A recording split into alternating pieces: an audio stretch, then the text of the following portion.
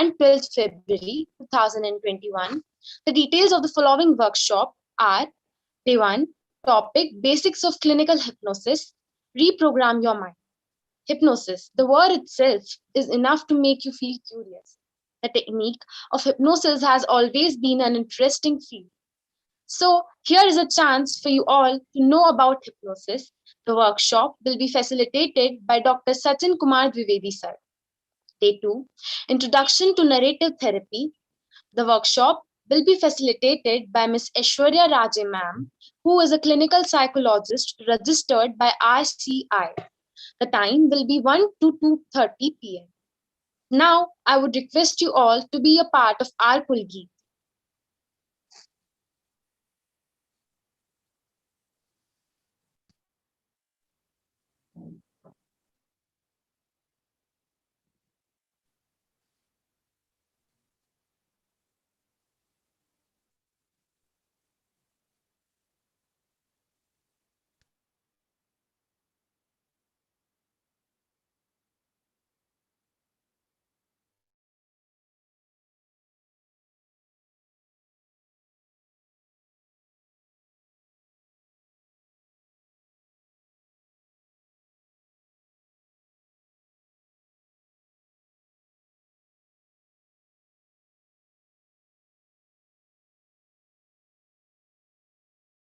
पाँच मिनट चलते हैं ना, आ जाइए आप।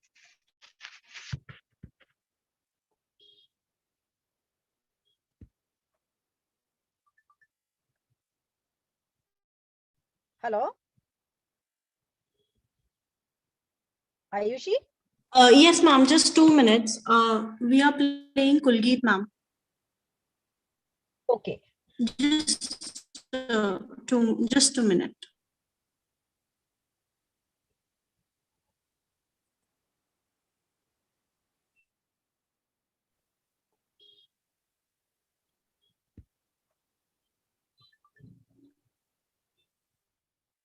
Hello?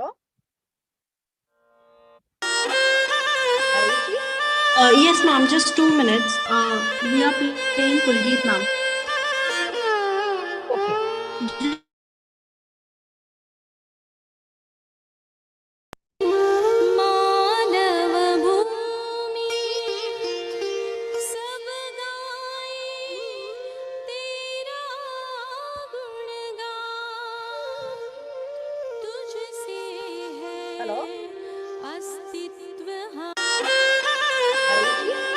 Yes, ma'am, just 2 minutes.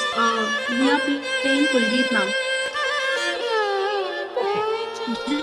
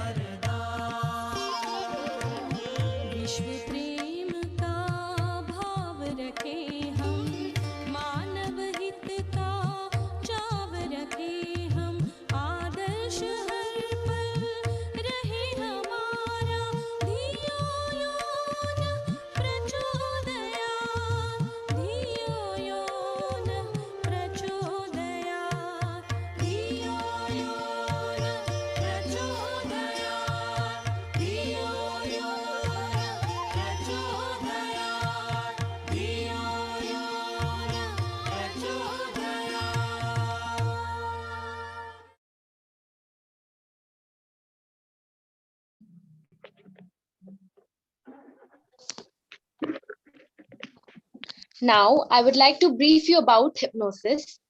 Hypnosis is a mental state where a person experiences relaxation, extreme concentration, and intense attention to achieve heightened state of consciousness. It is a powerful and effective therapeutic technique to help reduce pain, anxiety, and mood disorders. Now, I would like to extend a cordial welcome to our today's guest speaker, Dr. Sachin Kumar Dwivedi, sir. Neeraj, wait.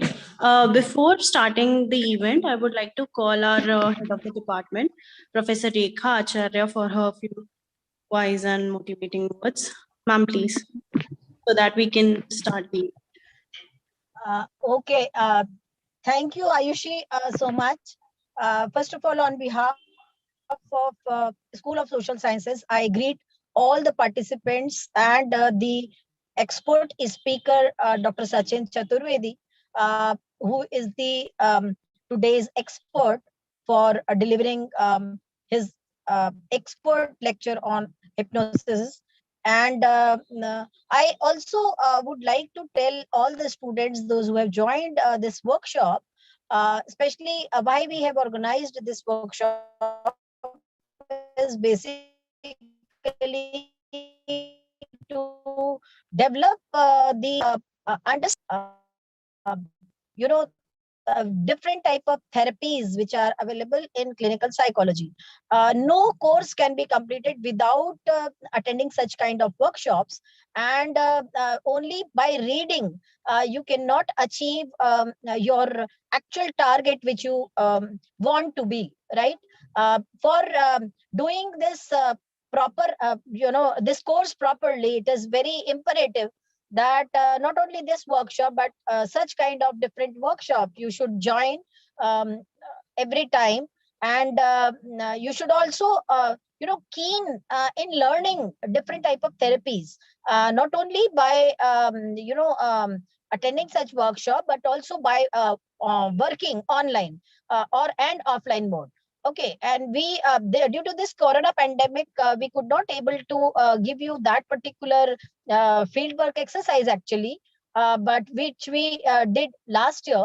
But as soon as it will be open, we will be you know we will be again giving you that opportunity to we will be giving you that opportunity to go for the online actually, and one more thing is that whenever such kind of workshop, it is seen that students the strength of the students are very less. So don't do like this and don't follow such kind of things.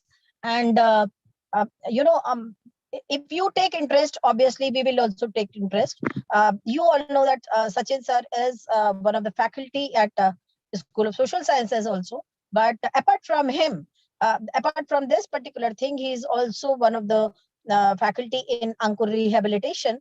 And on behalf of the School of Social Science, I welcome him for two reasons. One that obviously he is very expert faculty in clinical psychology, and he has a lot of experience, especially doing with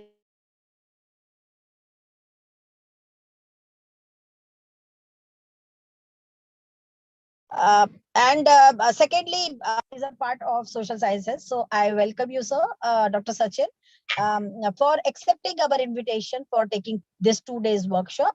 And over to you. Thank you once again. And I request all the participants to take keen interest, whatever delivery he is going to give. And also, I will be taking feedback after your these 2 days workshop, that how much you have learned. Okay, so attend all the sessions, whatever he's giving you, and whatever assignment he's going to give you during this workshop. And please do it very sincerely, so that you can actually learn. So all the best to all the participants, those who are taking workshop. And I also congratulate the organizers, especially you're one of the faculty, Ayushi Mishra, ma'am, and also the comparer, Titiksha and the fellow student, right? I'm forgetting the name actually, since I've not been able to, meet you. I did not have that opportunity. So once again, I congratulate all the organizers, especially the Ayushi Mishra madam and her team, who keep on taking so keen interest in organizing such kind of workshop, and do attend it and let me know the report of it, right? Thank you so much once again. I again welcome Dr. Sachin for his delivery. Thank you so much. Thank you so much, ma'am, for gracing the occasion with your pearls of wisdoms. Your words have been really inspiring and motivating for us. Now, I would like to extend a cordial welcome to our today's guest speaker, Dr. Sachin Kumar Dwivedi, sir. Sir is PhD in the impact of hypnotherapy in mitigating the symptom of anxiety and depression from Dev Sanskriti Vishwavidyalaya, Haridwar, and is registered with the RCI as a rehabilitation psychologist. Sir has 13 years of experience in the field of rehabilitation and clinical psychology, has treated more than 15,000 patients. Sir has conducted more than 17 camps all over the India and has also conducted more than 24 successful workshops. Sir has written more than 27 research papers, which has been published in national and international journal of psychology. Sir is also a member of various divisions of American Psychological Association. That is psychological hypnosis, clinical hypnosis, rehabilitation psychology, health psychology, and 7 psychological tests. We are honored with your presence, sir. In case of any question, you can drop them in chat box. Sir will answer them towards the end of workshop. Now I would like to request sir to begin with the workshop. Over to you, sir. Before we begin workshop, I would like to inform all the participants that we will be sending you a feedback link during the workshop. So be attentive, and so you have to fill that feedback form for for getting the certifications. Thank you all. And students who have joined us from YouTube, please mention your name and you can drop your messages in the comment box. We can copy it and we'll send it to sir so that all your questions are answered. Thank you all. Over to you, sir.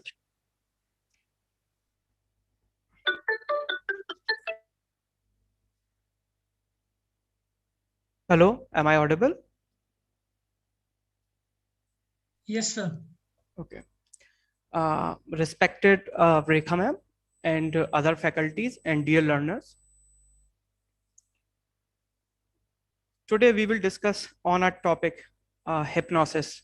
As all of you are very much familiar with the topic of hypnosis, this term hypnosis, but there are a number of misconceptions about the topic.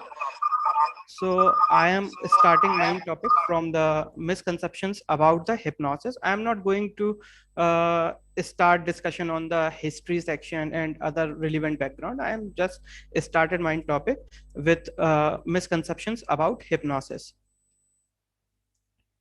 So there are n number of hypnosis, and I am only 8 to 9 statements covering in this session.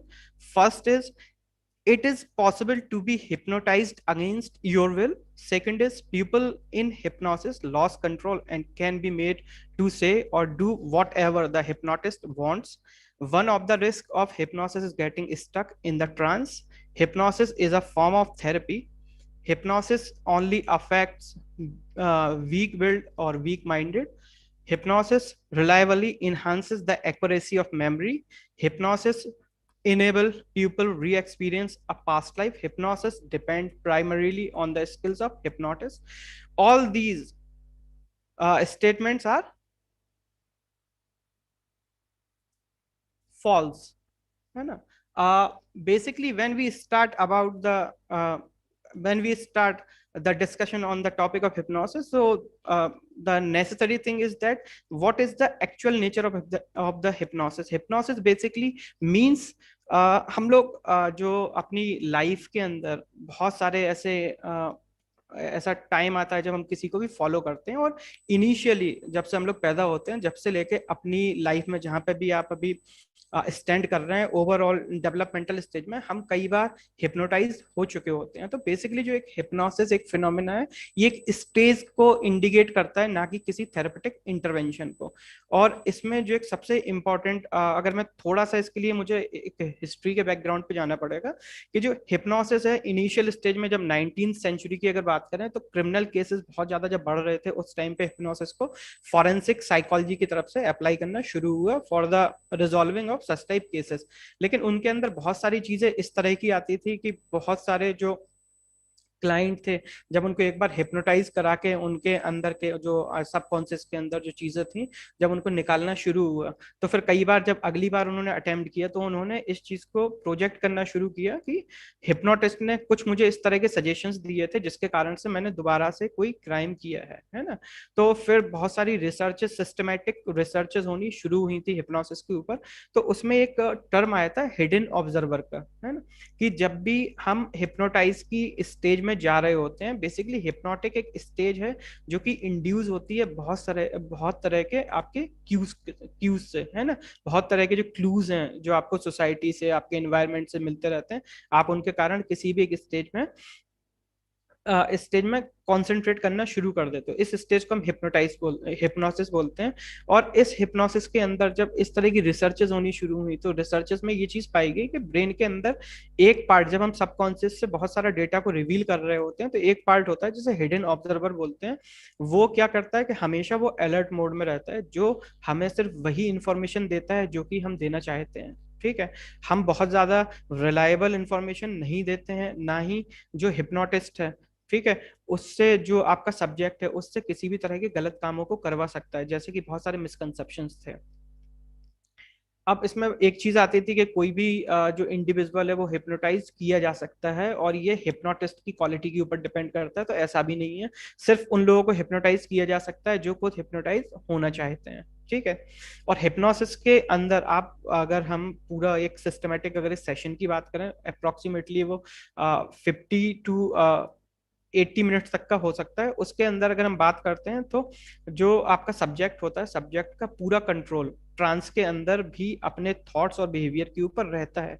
जैसा कि अभी हम लोग discuss करेंगे hypnosis की definition के ऊपर, तो उसमें अलर्ट कॉन्शियसनेस हो जाती है ना, हम और ज्यादा चीजों के लिए कॉन्शियस हो जाते हैं। तो इस तरह की जो चीजें थी कि जो हिप्नोसिस के साथ जो चीजें चल रही थी, क्योंकि हिप्नोसिस एक ऐसा अपने आप में टर्म है जो कि कहीं ना कहीं साइकोलॉजी को डिफाइन करता है। जब भी हम किसी भी तरह के ऐसे इंडिविजुअल से मिलते हैं जो साइकोलॉजी में प्रैक्टिस कर रहा होता है, तो हमारे दिमाग में जो एक पिक्चर आती है, जब हम ये वर्ड सुनते हैं साइकोलॉजिस्ट, वो एक हिप्नोटिस्ट की पिक्चर आती है ना। तो एक इतना बड़ा एक साइकोलॉजी को डिफाइन करने वाला टर्म था, लेकिन उसके पीछे मिसकंसेप्शंस बहुत थे। मिसकंसेप्शंस क्यों थे? क्योंकि इसके पीछे बहुत सारी थ्योरीज बहुत पहले से चली आ रही थी। कुछ लोग मॉल प्रैक्टिस कर रहे थे, तो वो लोगों को इस वजह से हिप्नोसिस के सेशंस देने से मना कर देते थे कि या तो उनका हिप्नोसिस के ऊपर कमांड नहीं होता था, या फिर वो देना नहीं चाहते थे। क्योंकि हिप्नोसिस में बेसिकली जो सबसे ज्यादा चीज देखने को मिलती है वो क्यूरोसिटी रहती है लोगों की, कि अगर मैं अपने आप को कहीं पे भी इंट्रोड्यूस करता हूँ और अगर मैं अपनी पीएचडी का टॉपिक बताता हूँ, तो लोग बोलते हैं कि भाई आपको हिप्नोटाइज करना आता है, तो क्या आप मुझे करेंगे, है ना। तो इस तरह की चीजें होती हैं। तो कई बार क्या लोग उन्हें मना कर देते हैं। और कुछ लोग जो मॉल प्रैक्टिस कर रहे हैं वो ये चीज बताते हैं कि अगर हिप्नोसिस के अंदर, जो मेरा थर्ड पॉइंट था, one of the risk of hypnosis getting stuck in a trance, कि बहुत सारे लोग ये चीज बोलते हैं कि अगर मैंने आपको हिप्नोटाइज किया और किसी कारण से अगर मैं कंसंट्रेट नहीं कर पाया या फिर मैं स्क्रिप्ट को भूल गया, तो आप अपनी पूरी लाइफ लॉन्ग उसी स्टेज में रह जाएंगे, जबकि ये बिल्कुल गलत चीज है। अगर आपने कभी किसी को हिप्नोटाइज किया है, हिप्नोटिक ट्रांस अगर आपने इंड्यूस किया है, और अगर आप किसी कारण से उस जगह को छोड़ के आप चले जाते हैं, तो जो आपका सब्जेक्ट होगा वो एक अपनी नेचुरल स्लीप को पूरा करेगा, और उसके बाद से वो नॉर्मल उस स्टेज से उठ के वापस आ जाएगा, वो फुल्ली ओरिएंटेड होगा। ठीक है, जो चीजें कही जाती हैं कि आप एज को रिग्रेस कर जाएंगे, है ना। तो इस तरह की जो चीजें होती हैं वो बेसिकली हमारे अंदर क्या मिसकंसेप्शंस को क्रिएट करती हैं। बहुत सारे लोग कहते हैं कि हिप्नोसिस अपने आप में ही एक थेरेपी है, जबकि हिप्नोसिस एक स्टेज है और उसमें जो ट्रेडिशनल थेरेपीज हैं आपका, चाहे हम बिहेवियरल थेरेपी लें, चाहे हम आपका कॉग्निटिव बिहेवियरल थेरेपी को लें, हम उनका एक कॉम्बिनेशन हिप्नोटिक स्टेज के अंदर देते हैं, है ना। हिप्नोटिक एक स्टेज को हम लोग इंड्यूस करते हैं और उसको बाद हम क्या करते हैं कि हम जो एक ट्रेडिशनल जो थेरेपीज होती हैं हम उन्हें उस चीज में कंबाइंड करते हैं और उसके हम फिर रिजल्ट देखते हैं। तो एक सिस्टमेटिक एक पैटर्न होता है हिप्नोथेरेपी का, जैसे हम क्लिनिकल हिप्नोसिस भी बोलते हैं। तो बेसिकली ये बहुत सारे लोग कहते हैं कि हिप्नोटाइज कर देना अपनी आप में एक थेरेपेटिक इंटरवेंशन है, जो कि चीज बिल्कुल गलत है। बहुत सारे लोग बोलते हैं कि हिप्नोटाइज सिर्फ उन्हीं को किया जा सकता है जो वीक माइंडेड होते हैं, है ना, जो बहुत ज्यादा जिनके अंदर सजेस्टेबिलिटी आती है, या बहुत ज्यादा जो लोग ऐसे होते हैं कि जो किसी की भी बातों में आ जाते हैं, उनको इजीली हिप्नोटाइज किया जा सकता है। ऐसा नहीं है। Basically we are talking about the therapy and, और जो थेरेपी के जो मैनुअल्स होते हैं उसमें हर तरह के सब्जेक्ट्स को डील करने के लिए कुछ गाइडलाइंस होते हैं। तो किसी भी तरह का जो इंडिविजुअल्स होता है, हम हर किसी को हिप्नोटाइज कर सकते हैं, लेकिन सिर्फ जो एक इशू रहता है वो ये चीज है कि आपका सब्जेक्ट तैयार होना चाहिए। इसके लिए क्या होता है, जब हम किसी भी तरह का क्लिनिकल हिप्नोसिस को जब हम ऑर्गेनाइज करते हैं तो उसका एक सिस्टमेटिक प्रोसीजर है, हम उसे फॉलो करते हैं, है ना। वो चीज मैं अभी आपसे आगे डिस्कस कर रहा हूँ।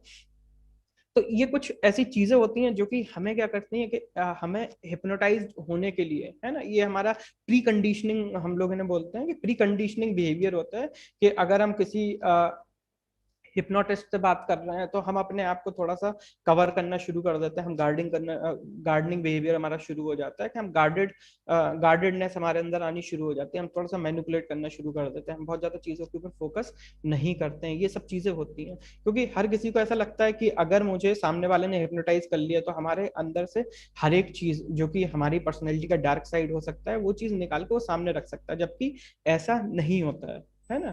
आप सिर्फ उन्हीं इंफॉर्मेशंस को बताते हो जो आपके अंदर कहीं ना कहीं पेनफुल होती हैं, और एक मोटिवेशन न मिलने के कारण जो चीजें रुकी हुई होती हैं या कॉन्शियस में वो चीज आप नहीं ला पा रहे होते हैं, क्योंकि आपको इस तरह का एक डर होता है कि लोग आपका किस तरीके से इंटरप्रिटेशन करेंगे। तो हिप्नोटिक ट्रांस के अंदर ये थोड़ी सी चीजें, ये जो आपका एक जो रीजनिंग कैपेबिलिटी होती है हर ब्रेन की, वो थोड़ी सी क्या हो जाती है, सबसाइड हो जाती है, आपका सबकॉन्शियस माइंड एक्टिवेटेड हो जाता है, जिसके कारण क्या होता है कि हम इस स्टेज को थेरेपेटिक इंटरवेंशन के फॉर्म में यूज कर सकते हैं। बहुत सारे ऐसे पेशेंट्स आते हैं जब उनके अंदर जो आप लोगों ने सुना होगा, जो आपने मूवी देखी होगी, जो भूल भुलैया मूवी थी, है ना, तो जो विद्या बालन को जो पर्सनैलिटी डिसऑर्डर उन्होंने बताया था, सॉरी, जो डिसऑर्डर उन्होंने बताया था कि इसको डेड है डिसएसोसिएटिव आइडेंटिटी डिसऑर्डर, और पूरा एक पिक्चर का पूरा एक ऐसा प्लेटफॉर्म बना दिया गया है ना, और वो चीजों से बताई गई, जबकि इसका एक बहुत सिंपल सा और बहुत एक सीधा सा इसका एक ट्रीटमेंट है, वो है हिप्नोसिस, है ना। कि जब इस तरह के पेशेंट्स आते हैं तो वो बहुत सारी जगहों से घूम के आते हैं, और उनके साथ जब हम उनका हिप्नोसिस का ट्रांस का लेवल जब हम उनका असेसमेंट करना शुरू करते हैं, उनका सजेस्टिबिलिटी लेवल को हम असेसमेंट करना शुरू करते हैं, तो हमें चीजें समझ में आ जाती हैं कि भाई इनको किस तरीके से हम इंड्यूस कर सकते हैं, और 2 से 3 सेशंस के अंदर उनके अंदर इंप्रूवमेंट आते हैं। अभी मेरे पास एक पेशेंट आ रहा था, तो उसकी 3 पर्सनैलिटीज थी, ठीक है।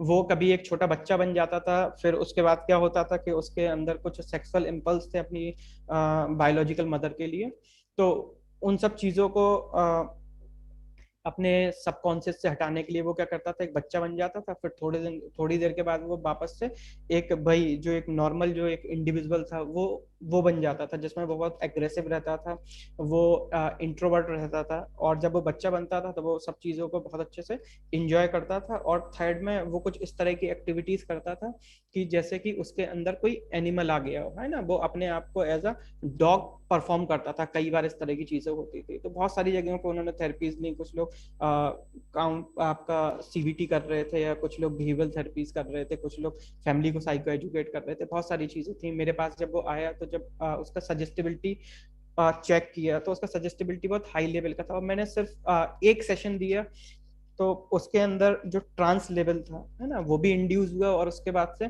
जो इंटरवीनिंग जो वर्क था वो भी किया गया दूसरे सेशन से, उसके अंदर काफी चेंजेस थे, और अभी वो 6 to 7 मंथ के फॉलोअप में है, और उसकी दोबारा से पर्सनैलिटी में इस तरह के चेंजेस नहीं आए हैं। तो एक छोटा सा टास्क हो सकता है अगर हमें इस थेरेपी का नॉलेज है, और क्योंकि सबसे ज्यादा जो इफेक्टिव ये जो ट्रीटमेंट माना जाता है वो डिसएसोसिएटिव आइडेंटिटी डिसऑर्डर के केस में माना जाता है, जो हम लोग बोलते हैं अपने लोकल एरिया में कि भी भूत आ गए, प्रेत आ गए, उन सब लोगों के साथ ये थेरेपी बहुत अच्छे से काम करती है। मैं 2012 में झांसी में था, तो वहां पे मैं एक हॉस्पिटल में काम करता था, तो वहां पे मैं एक ऐसे बच्चे को देख रहा था जो जिसके अंदर एक उनके गांव में एक उनके कोई एक रिलीजियस पर्सन थे, वो उसकी पर्सनैलिटी के अंदर आ जाते थे, है ना। तो जब उसको देखा गया, उसका सजेस्टिबिलिटी लेवल उसका काफी हाई था, जब उसे ट्रांस में डाल, जब उसके अंदर ट्रांस को इंड्यूस किया गया, और उसके बाद से जब उसके साथ इंटरवीन जब चीजें करनी शुरू की, तो फिर पता चला, जब उसका एज रिग्रेशन कराया, उसे 2 साल पहले लेके गया, तो पता चला कि भाई उसने एक बार अपने स्कूल में जाके, वो ब्राह्मण था, और उसने स्कूल में जाके अपने एक फ्रेंड के साथ उसने अंडा खाया था, ठीक है। तो उसे उसका टेस्ट बहुत अच्छा लगा, उसके अंदर क्यूरोसिटी बढ़ती गई, और जब उसका दोस्त एक बार चिकन लेके आया अपने टिफिन में, तो उसने वो खाना शुरू किया। फिर क्या था कि उसको ये चीज खाने का बहुत ज्यादा मन होता था, उसकी एज उस समय 9 या 10 साल की रही होगी, ठीक है। ये सब चीजें उसकी खाने की बहुत मन होती थी, लेकिन जो घर का एक एनवायरनमेंट था, तो उसने उस एनवायरनमेंट के कारण वो अपनी इस तरह की डिजायर्स को क्या बता नहीं पाता था, और फिर धीमे धीमे चीजें क्या होती थी, वो रिप्रेस और सप्रेस करना उस चीज को उसने शुरू कर दिया, और धीरे धीरे उसे एक फंक्शन समझ में आया कि उनके ब्रेन के अंदर एक जो फंक्शनिंग थी, कि हर चीज हम लोग जब छोटे से होते हैं, जब से ग्रेडिंग करनी शुरू कर देते हैं, है ना, कि एक 1.5 साल के बच्चे को अगर वो एक वो लड़की है, और एक 1.5 या 2 साल का अगर हम बच्चा लेते हैं, 2 साल का अगर एक बच्ची है और एक लड़का है ना, अगर आप उनसे कहते हैं चलो हम लोग कोई गेम खेलते हैं, तो जो लड़की होगी वो हमेशा वो रोल करेगी जो सोसाइटी में उसके सेक्स से रिलेटेड होगा, है ना, जैसे वो मदर का रोल परफॉर्म करेगी, और जो लड़का होगा वो मेल का रोल को परफॉर्म करेगा। तो ये सब चीजें क्या होती है कि हमारा जो ग्रेडिंग सिस्टम होता है, वो हमारे अंदर से जो साइकोलॉजिकल जो स्टडीज है सबकॉन्शियस की, वो बताती हैं कि हम लोग बहुत छोटे से ही ग्रेडिंग करनी शुरू कर देते हैं। तो सेम चीज थी, उसके अंदर भी ग्रेडिंग हो गई थी कि उनके यहाँ जो उस गांव के एक जो स्पिरिचुअल पर्सन थे, उनकी पूजा होती थी, और उस पूजा में क्या होता था कि हमेशा मीट दिया जाता था, है ना, वो मुर्गे को काटते थे, और वो मुर्गे का उनको प्रसाद लगाया जाता था। तो इस तरीके से क्या उसके अंदर सडन एक दिन रात में ठंड का टाइम था, और वो लोग बैठे हुए थे, अचानक से क्या वो बच्चा गिर पड़ा, और फिर जब उसकी आंखें खुली, तो सडनली उनके अंदर उनका वो जो उनके जो स्पिरिचुअल वहां पे जो पर्सन थे, वो उनके अंदर से बोल रहे थे, वो लोग वहां पे बाबा जी कहते थे उनको, तो बाबा जी बोल रहे थे उसके थ्रू। तो उन्होंने पूछा भाई क्या हुआ, तो उन्होंने कहा कि भाई इन मुझे तुम लोगों ने बहुत दिन से मीट नहीं खिलाया। तो इस तरह की पूरा एक मैकेनिज्म था, है ना, वो बच्चे को वो खिला रहे थे। अब दूसरा क्या होता है कि सोसाइटी में हमारा बहुत सारी चीजें ऐसी होती हैं कि हम उसे क्या अपने ईगो के साथ लेना शुरू कर देते हैं। तो जो फैमिली वाले थे, तो उन्होंने देखा कि भाई उनका बच्चा जो है वो मीट खा रहा है ना, तो थोड़ा सा उनके अंदर एक अपना एक फ्रस्ट्रेशन था, तो उन्होंने बहुत सारी जगहों पर झाड़ फूक कराना शुरू कर दिया, और बहुत सारी पूजा पाठ करानी शुरू कर दिया। फिर धीमे धीमे उन्होंने उसको डॉक्टर के पास ले जाना शुरू किया, क्योंकि ये चीज बड़ी फ्रिक्वेंटली बढ़ती जा रही थी। फिर बाद में जब वो डिपार्टमेंट ऑफ साइकेट्री में ट्रांसफर किया गया, तो ये केस मेरे पास आया। जब मैंने उसका एनालिसिस करना शुरू किया, तो पता चला कि भाई जब उसे एज रिग्रेस किया, तो पता चला कि पूरा ये फिनोमेना था। और उसके अंदर जब आप लोगों ने जैसा भी बोला था कि प्रोग्रामिंग योर माइंड, है ना, तो जब प्रोग्रामिंग वापस से कर दी गई उस चीज के लिए, और उनकी फैमिली को भी साइको एजुकेट कराया गया कि भाई आप इस बच्चे को ठीक है, अगर मीट नहीं देना चाहते हैं, ठीक है,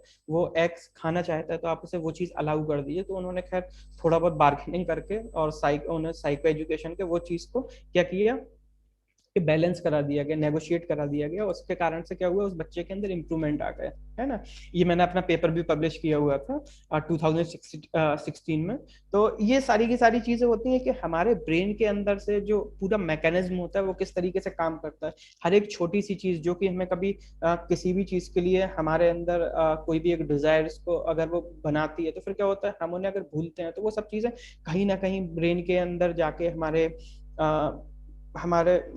माइंड में जाके वो चीजें कहीं ना कहीं बैठती चली जाती हैं, और वो सब चीजें क्या होता है एक डिसफंक्शनिंग के फॉर्म में हमारे सामने आती है। तो हिप्नोसिस इस तरह की चीजों के लिए बहुत इफेक्टिव एक टूल है ना। अब इसमें एक चीज और आती है कि हिप्नोसिस को कई सारे लोग क्या होता है कि हर तरह के डिसऑर्डर के साथ जोड़ के प्रेजेंट करना शुरू कर देते हैं। तो हिप्नोसिस के अपने कुछ लिमिटेशंस हैं, जैसे कि अगर हम लोग बात करें साइकोसिस के केस में, जहाँ पे स्किज़ोफ्रेनिया या फिर बाइपोलर की अगर हम बात कर रहे हैं, तो हमें इस तरह के पेशेंट्स को हिप्नोसिस नहीं देना चाहिए। कॉन्ट्रा इंडिकेशंस हैं, इससे उनके डिल्यूजन्स और ज्यादा बढ़ सकते हैं, क्योंकि हिप्नोसिस का एक जो सेल्फ इंटरवीनिंग मॉडल है, तो उसमें क्या होता है कि एक हम इमेजनरी एक चीज को हम सोचना शुरू करते हैं और उसके सामने हम अपने फ्रस्ट्रेशन को निकालते हैं अंडर ट्रांस, है ना। तो फिर क्या होता है, कई बार क्या, जब पेशेंट उस स्टेज से निकल के आता है तो पेशेंट के अंदर वो सारे डिल्यूजन्स और ज्यादा फॉर्म्ड हो जाते हैं। तो ये सब चीजें कुछ इसके कॉन्ट्रा इंडिकेशंस होते हैं। तो मैं सिर्फ आपको इतनी कहूंगा कि आपको अगर इस तरह के डिसएसोसिएटिव आइडेंटिटी वाली अगर चीजें अगर आपको नजर आती हैं कहीं पे भी क्राइटेरिया, वहां पे हम हिप्नोसिस को बहुत अच्छे से यूज कर सकते हैं।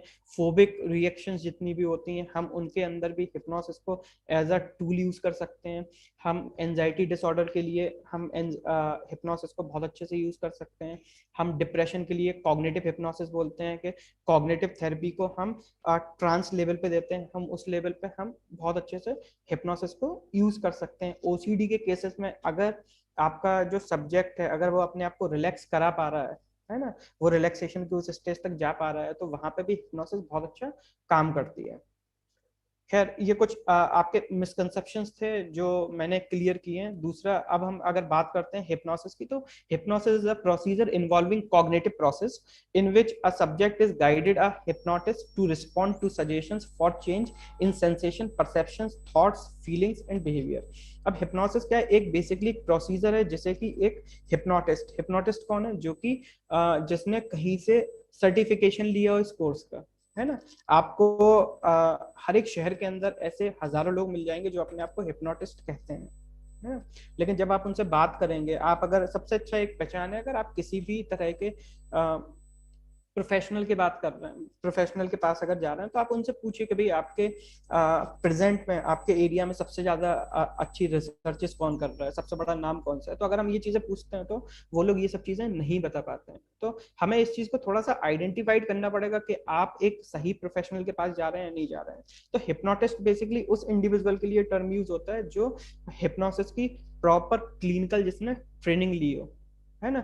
अदरवाइज फिर इसमें बहुत तरह की चीजें फिर आपके सामने आ सकती हैं, जिसके कारण से क्या होता है कि एक पूरा जो स्कूल होता है ना, जैसे हिप्नोसिस का जो एक स्कूल था वो एक टाइम पे बिल्कुल पीक पे था, लेकिन उसके बाद से क्या हुआ कि बहुत सारी रिसर्चेस नहीं हुई, फिर कुछ मॉल फंक्शनिंग और इसमें आनी शुरू हो गई। उसके बाद से कुछ जो प्रोफेशनल्स थे उन्होंने क्या कुछ अलग तरीके की कुछ सब्जेक्टिव थ्योरीज प्रपोज करना शुरू कर दी, जिसकी वजह से क्या था कि आज के टाइम में अगर हम बात करेंगे किसी भी इंस्टीट्यूट में कहीं पे भी, तो हिप्नोसिस को मानने वाले आपको 1 या 2 लोग मिलेंगे, बाकी हिप्नोसिस के अगेंस्ट खड़े होने वाले आपको 80% लोग मिल जाएंगे, है ना। और उसके पीछे एक सीधा सा लॉजिक है, जो 80% लोग हैं उन्होंने कभी भी हिप्नोटिक एक्सपोजर्स नहीं देखे, है ना। हम सबने सुना है कि हिप्नोसिस क्या होता है, लेकिन हिप्नोटिक एक्सपोजर्स नहीं देखे हैं।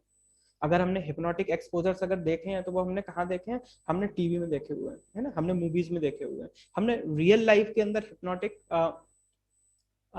एक्सपोजर्स नहीं देखे हुए हैं। तो उसके कारण क्या होता है कि लोग हिप्नोसिस को कुछ अलग तरीके से देखना शुरू कर देते हैं। तो बेसिकली जो हिप्नोसिस की जो स्टेज होती है, वो हिप्नोटिस्ट होता है, वो कुछ तरीके के टेक्निक्स होती हैं, उनके थ्रू वो क्या करता है, उसके कॉग्निशन के अंदर चेंजेस लाने की कोशिश करता है, ठीक है। अब यहाँ पे जो कॉग्निशन जो वर्ड यूज हो रहा है, तो साइकोलॉजी का आज के टाइम में जो सबसे एक बड़ा टर्म होता है वो होता है कॉग्निशन, है ना। तो कॉग्निशन के अंदर वो चेंज लाने की कोशिश करता है, जिसके कारण से जो चेंजेस हमें रिफ्लेक्ट होते हैं वो किस फॉर्म में होते हैं, वो सेंसेशन के फॉर्म में होते हैं। सेंसेशन चेंज हो जाता है। अभी मैं डिस्कस करूंगा डेप्थ स्केल के अंदर कि किस तरीके से हम सेंसेशंस को समझ सकते हैं और क्या क्या चीजें चेंज होती है, परसेप्शन चेंज हो जाते हैं। डेप्थ स्केल के अंदर मैं आपको बताऊंगा थॉट्स को हम किस तरीके से चेंज कर सकते हैं। थॉट्स को हम जो आपकी ब्रेन की जो वायरिंग है ना, उन सब चीजों को क्या हम इंप्रूव कर सकते हैं एक हेल्दी वायरिंग के साथ। आपके थॉट्स में चेंज होगा, अगर थॉट्स में अगर चेंज हो रहे हैं तो ऑब्वियसली थॉट चेंज होगा, आपकी फीलिंग भी चेंज होगी, फीलिंग चेंज होगा तो आपका बिहेवियर भी चेंज होगा। लेकिन ये सारे के सारे काम कैसे स्टार्ट होंगे, वो आपके सेंसेशन और परसेप्शन से स्टार्ट होंगे, है ना, क्योंकि कोई भी हमारा बिहेवियर है वो हमारे परसेप्शन का आउटपुट होता है, ठीक है। और परसेप्शन किसी भी चीज का मीनिंगफुल इंटरप्रिटेशन होता है, और वो चीजें क्या होती हैं, हमारे सेंसेशंस होते हैं, है ना। तो जिन चीजों को हम डायरेक्ट इन्वायरमेंट से परसीव कर रहे हैं, सॉरी, जिन चीजों को हम रिसीव कर रहे हैं, वो सब रिसीविंग वाली जितनी भी चीजें वो सेंसेशन है। जब हम इसका मीनिंगफुल इंटरप्रिटेशन करेंगे वो परसेप्शन में आएगा, और परसेप्शन किसी भी तरह के थॉट्स और फीलिंग्स को लीड करता है, और जिसका रिफ्लेक्शन हमारे बिहेवियर में आता है। जैसे हम लोग बोलते हैं कि जो साइकोलॉजी की डेफिनेशन है ना, तो हम लोग बोलते हैं scientific study of human behaviour and mental process, है ना। तो साइंटिफिक स्टडी की बात कर रहे हैं, मींस रिप्लिकेशन पॉसिबल है, कोई भी सब्जेक्टिव अप्रोच नहीं है, ऑब्जेक्टिविटी है हर चीज में। तो हम इस चीज के बारे में बात करें तो हिप्नोसिस भी एक साइंटिफिक टूल है, जिसके बहुत सारे जो एक्सपेरिमेंट हैं, अगर मैं 98 से लेकर 2020 तक की अगर बात करें तो कनाडा के अंदर बहुत सारी ऐसी रिसर्चेस हुई हैं जिन्होंने ब्रेन की वेव्स और हिप्नोटिक ट्रांस के लेवल के साथ, मतलब जो कोरिलेशन बताया हुआ है उसे कोई भी चैलेंज नहीं कर सकता। मशीनरी कोरिलेशन बताया गया है कि जब आदमी हिप्नोटिक ट्रांस के अंदर है और उसको जब उसके ब्रेन की वेव्स को जब रीड किया गया, जब उन चीजों को उनका असेसमेंट किया गया थ्रू बायो फीडबैक मशीन और न्यूरो फीडबैक मशीन, तो जो हिप्नोटिस्ट था वो उसका बॉडी लैंग्वेज को देख के बताता था कि भाई इसकी ब्रेन वेव्स इतनी होंगी, और एग्जैक्टली वही ब्रेन वेव्स होती थी, उसकी बॉडी को देख के बताया जा सकता था। क्योंकि हिप्नोसिस के ऊपर बहुत सारे इस तरह के एक्सपेरिमेंट्स हुए, जब सूडो हिप्नोटिक सजेशंस दिखते थे पेशेंट के अंदर, या सूडो ट्रांस दिखता था कि बहुत सारे को सजेशंस देते थे, तो फिर क्या होता था कि वो सजेशंस को शो करना शुरू कर देते थे, जबकि वो एक्चुअल में हिप्नोटाइज नहीं होते थे। तो ये एक बेसिक एक फर्क होता है एक हिप्नोटिस्ट के अंदर, एक नॉर्मल इंडिविजुअल के अंदर, कि जो हिप्नोटिस्ट होता है वो समझ पाता है कि ये जो आपका सब्जेक्ट है वो रियल में किसी एक ट्रांस के लेवल में है या नहीं है। प्रॉपर उस चीज का असेसमेंट होता है, वो हम लोग प्रोसीजर के अंदर अभी डिस्कस कर रहे हैं। तो ये एक बेसिक एक प्रोसेस है, जैसे कि हिप्नोटिस्ट क्या करता है, हिप्नोटिस्ट उसे इंटेंशनली इस स्टेज को क्या करता है, क्रिएट करता है। और जो ये स्टेज होती है वो कैसी होती है, वो स्लीप जैसी दिखाई देती है ना। वो ऐसा लगता है कि सामने वाला सो रहा है, लेकिन उसमें वो क्या होता है कि अब और ज्यादा वो अवेयर होता है, और ज्यादा वो अलर्ट होता है, वो सोता नहीं है ना। तो वो चीजों के लिए बहुत अच्छे से रिस्पॉन्ड करता है। सपोज कीजिए आप एक ट्रैफिक में हैं जहां से आपको हर तरफ से शोर सुनाई दे रहा है, ठीक है, हर तरफ से शोर आ रहा है, फिर आगे आप जाते हैं, एक कोई कहीं म्यूजिक बज रहा है, कोई चिल्ला रहा है, बहुत सारी इस तरह की चीजें होती हैं। तो फिर क्या होगा, कोई अगर आपका पहचानने वाला आपको मिला है और वो अगर आपको आवाज दे रहा है, तो उसके बाद क्या होगा कि आप उसकी आवाज को नहीं सुन पाएंगे, है ना। तो ये चीज हो गई। लेकिन अगर आप अलर्ट होंगे, आप एक ऐसी कंडीशन में होंगे जहां पे आप बिल्कुल अलर्ट है, तो आप क्या होगा, हर एक छोटी से छोटी आवाज को सुन पाएंगे। यही हिप्नोसिस का मैकेनिज्म है कि इस तरह की स्टेज के अंदर हम हर एक उस तरह के सेंसेशन को, उस तरह के थॉट्स को इंटरप्रिटेट कर पाते हैं, जो कि हमें किसी न किसी तरह के क्लूज देता है, हमारी मेंटल हेल्थ को इम्प्रूव करता है, ठीक है। तो इसका जो पर्पज होता है वो यही होता है कि हमें मेंटल हेल्थ को इम्प्रूव करना होता है। Sometimes people are trained in self-hypnosis in which they learn to guide themselves through a hypnotic procedure. जब हम लोग क्लिनिकल हिप्नोसिस की बात करते हैं तो उसकी जो स्टेजेस होती हैं हिप्नोसिस की, तो उसमें एक स्टेज आती है, 7th स्टेज है, जिसमें हमें अपने जो क्लाइंट होता है या सब्जेक्ट होता है उसे सेल्फ हिप्नोसिस के लिए हमें ट्रेंड करना होता है। ये एक प्रोसीजर ही है, वो हम आगे डिस्कस करेंगे। लेकिन कुछ लोग ऐसे भी होते हैं जो अपने आप को गाइड कर सकते हैं सेल्फ हिप्नोसिस के लिए। Psychologist hold a wide variety of opinions on how define hypnosis and how hypnosis work. अब इसमें 3 तरह के अलग अलग जो स्कूल्स हैं वो अलग अलग तरह की ओपिनियंस के बात करते हैं, अलग अलग तरह के थॉट्स के बारे में बात कर रहे हैं कि हिप्नोटिक जो मैकेनिज्म है वो किस तरीके से काम करता है। तो अलग अलग तरह के इसके कुछ स्कूल्स हैं, वो अलग अलग तरह से बात करते हैं। हम लोग इतने ज्यादा डीप में नहीं जाएंगे। जो चीज इंपॉर्टेंट चीजें हैं मैं आपको वो चीजें बताने की कोशिश कर रहा हूँ कि अगर आपका कभी भी आप हिप्नोसिस अगर एक वर्ड सुनते हैं या थेरेपेटिक एक इंटरवेंशन की बात सुनते हैं, तो आप लोग उस चीज को एक करेक्ट वे में आप खुद समझ सकें और दूसरों को भी समझा सकें। अब जो अगर हम बात करते हैं conceptual framework of hypnosis, clinical hypnosis is also known as hypnotherapy. Clinical hypnosis is a combination of traditional psychotherapy in the state of hypnosis which has a specific purpose of promoting mental health. ठीक है, जो clinical hypnosis है वो traditional psychotherapy के साथ hypnotic trans के अंदर किसी भी तरह का इंटरवेंशन है जिसका सिर्फ और सिर्फ सिंगल पर्पस होता है, वो क्या है, मेंटल हेल्थ को प्रमोट करना। ठीक है, हिप्नोसिस का कभी भी ये पर्पस नहीं होता है कि किसी भी तरह का डेमोन्स्ट्रेशन देना, है ना।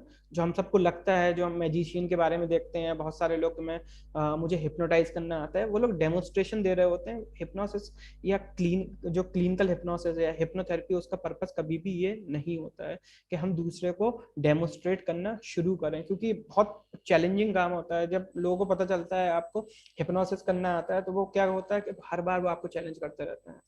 ठीक है, चाहे वो आपके फ्रेंड हो, फैमिली मेंबर्स हो, और जब वो चैलेंज करते हैं तो चैलेंज के पीछे एक सीधा सा उनका इंटेंशन रहता है कि वो अपने आप को ही सुपीरियर बताना चाहते हैं। ठीक है, जैसे मैंने मिसकंसेप्शन के अंदर डिस्कस किया था कि जो खुद हिप्नोटाइज होना चाहता है वो हिप्नोटाइज होगा। अब सामने वाला हिप्नोटाइज होना भी नहीं चाहता, वो आपको चैलेंज भी कर रहा है, तो वहां पे हम अपना टाइम वेस्ट क्यों करें। क्लिनिकल हिप्नोसिस कैन बी सब डिवाइड इनटू 8 स्टेजेस। जो क्लिनिकल जो हिप्नोसिस होता है वो 8 स्टेजेस में डिवाइडेड होता है। एक पूरा ट्रीटमेंटल इसका प्लान बनता है। हिप्नोसिस कुछ ऐसा नहीं होता है कि आप आए और आपको एक सेशन दिया उसके बाद चीजें ठीक हो जाएंगी। चांसेस रहते हैं कि आपके अंदर इम्प्रूवमेंट आ सकते हैं अगर आपकी जो प्रॉब्लम है या आपकी जो इलनेस है, अगर वो हिप्नोटिक इंटरवेंशन के क्राइटेरिया में आती है, तो आपके अंदर चेंजेस आ सकते हैं। लेकिन फिर भी हमें उसके अंदर बहुत सारे सेशंस, बहुत सारी स्टेज के अंदर से गुजरना होता है। तो फर्स्ट है preparing the participant for the hypnosis, कि जो भी आपका सब्जेक्ट है या पार्टिसिपेंट है उसे हिप्नोसिस के लिए प्रिपेयर करना, जो कि सबसे बड़ा काम होता है ना।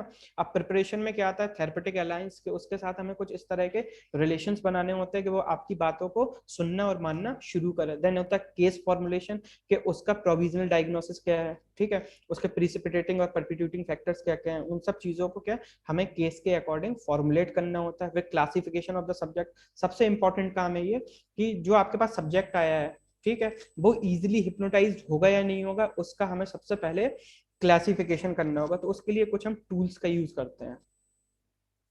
ठीक है, ये थोड़ा सा जैसे आप लोग की जो एक्सपेक्टेशंस होंगी, कुछ डेमोन्स्ट्रेशन देखने को मिलेगा या कुछ मिलेगा, तो उससे रिलेटेड एक छोटा सा पार्ट है ये कि जब हम किसी भी तरह के सब्जेक्ट से बात करते हैं, तो सबसे पहले तो जो हमें डेटा कलेक्ट होता है, हम जो क्लिनिकल इंटरव्यू करते हैं उसका फॉर डायग्नोसिस पर्पस, ठीक है, तो उसमें हम क्या अपना जो सब्जेक्ट होता है उसका हम क्लासिफिकेशन भी कर लेते हैं कि भाई ये सब्जेक्ट किस तरीके का है। टिपिकली यहाँ पे दो तरह के सब्जेक्ट की बात करते हैं, एक रीजनेबल सब्जेक्ट, एक नॉन रीजनेबल सब्जेक्ट, या एनालिटिकल सब्जेक्ट और non analytical subject. Analytical subject या रीजनेबल सब्जेक्ट क्या होता है, जो हर चीज में, कि मैं अगर उससे बोल रहा हूँ कि जस्ट सपोज मैं एक स्क्रिप्ट पढ़ रहा हूँ कि आप एक ऐसे ऐसे रोड पर जा रहे हैं जो लगातार आगे की तरफ बढ़ता जा रहा है। अब जो एनालिटिकल सब्जेक्ट होगा वो कहेगा नहीं ऐसे रोड पे जाना क्यों, है ना, या भाई मैंने तो नहीं जाना। तो क्या होगा, तो इस तरह के सब्जेक्ट के लिए एक हमें अलग स्क्रिप्ट लिखनी पड़ेगी। और जो इस तरह का सब्जेक्ट है जो इजिली आपके ऊपर ट्रस्ट कर रहा है, पहली चीज है। दूसरा क्या, वो थेरेपी के लिए खुद विलिंग है, तो उसके लिए हम क्या, जो नॉन एनालिटिकल सब्जेक्ट होंगे उस कैटेगरी के होंगे, तो उनके साथ काम करना बहुत आसान हो जाता है। और जितने भी डिड के पेशेंट्स होते हैं, डिसोसिएटिव आइडेंटिटी डिसऑर्डर के, उन सबके अंदर ये चीज बहुत कॉमन होती है ना, तो उनकी सजेस्टिबिलिटी लेवल बहुत अच्छी होती है। बस उन्हें ये चीज बताई ना जाए कि उनका किसी भी तरीके का क्लिनिकल असेसमेंट हो रहा है ना। तो उसके बाद क्या होता है कि वो उन सब चीजों को बहुत अच्छे से फॉलो करते हैं।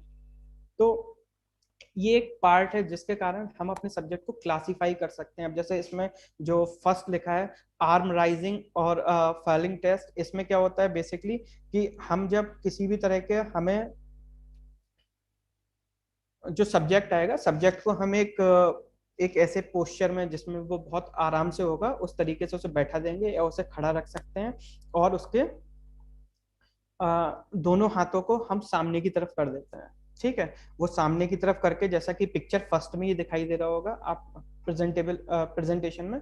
तो उसमें क्या होगा कि जब आप इस तरह की चीजों को, सॉरी, इस पोस्चर में जब आप अपने सब्जेक्ट को बैठा देंगे, तो सब्जेक्ट क्या होगा आपका कि सब्जेक्ट को आपको कुछ इंस्ट्रक्शंस देने हैं, कि दोनों हाथों को जब आप इस तरीके से सामने करेंगे तो आपको सब्जेक्ट को कुछ इंस्ट्रक्शंस देने हैं। और वो इंस्ट्रक्शंस इस तरीके से होते हैं कि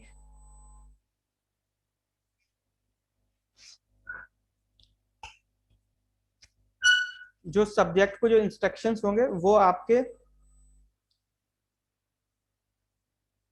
इस तरह से होंगे कि दोनों हाथ जब आपके सामने हैं तो एक हाथ आपका हवा के ऊपर की तरफ जा रहा है और दूसरा हाथ आपका नीचे की तरफ जा रहा है। तो इसका हम कुछ एक स्क्रिप्ट को लिखते हैं, और अमूमन जो एक स्क्रिप्ट पढ़ी जाती है जो बहुत कॉमन सी है, आपको नेट पे भी मिल जाएगी, वो स्क्रिप्ट के बारे में मैं आपको बता देता हूँ कि इसमें जो स्क्रिप्ट पढ़ी जाती है कि सबसे पहले हम अपने सब्जेक्ट को बहुत आराम से बैठा देते हैं कंफर्टेबल जोन में, और रेपो एस्टेब्लिशमेंट होने के बाद उसके बाद हम बोलते हैं कि भाई आपके दोनों हाथ जो सामने हैं, ठीक है, एक हाथ आपका ऊपर की तरफ हवा की तरफ जा रहा है, इस चीज को महसूस कीजिए। स्क्रिप्ट को सुनिएगा।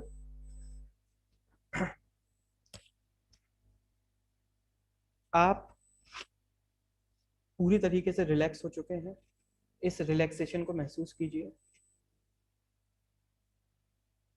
आपके थॉट्स कम हो चुके हैं, अपने आप को रिलैक्स छोड़ दीजिए। दोनों हाथों को आगे कीजिए और अब महसूस कीजिए आपका लेफ्ट हैंड भारी होता जा रहा है। आपका लेफ्ट हैंड कुछ इस तरह से महसूस हो रहा है जैसे कि उसके ऊपर किसी वजन को रख दिया गया हो।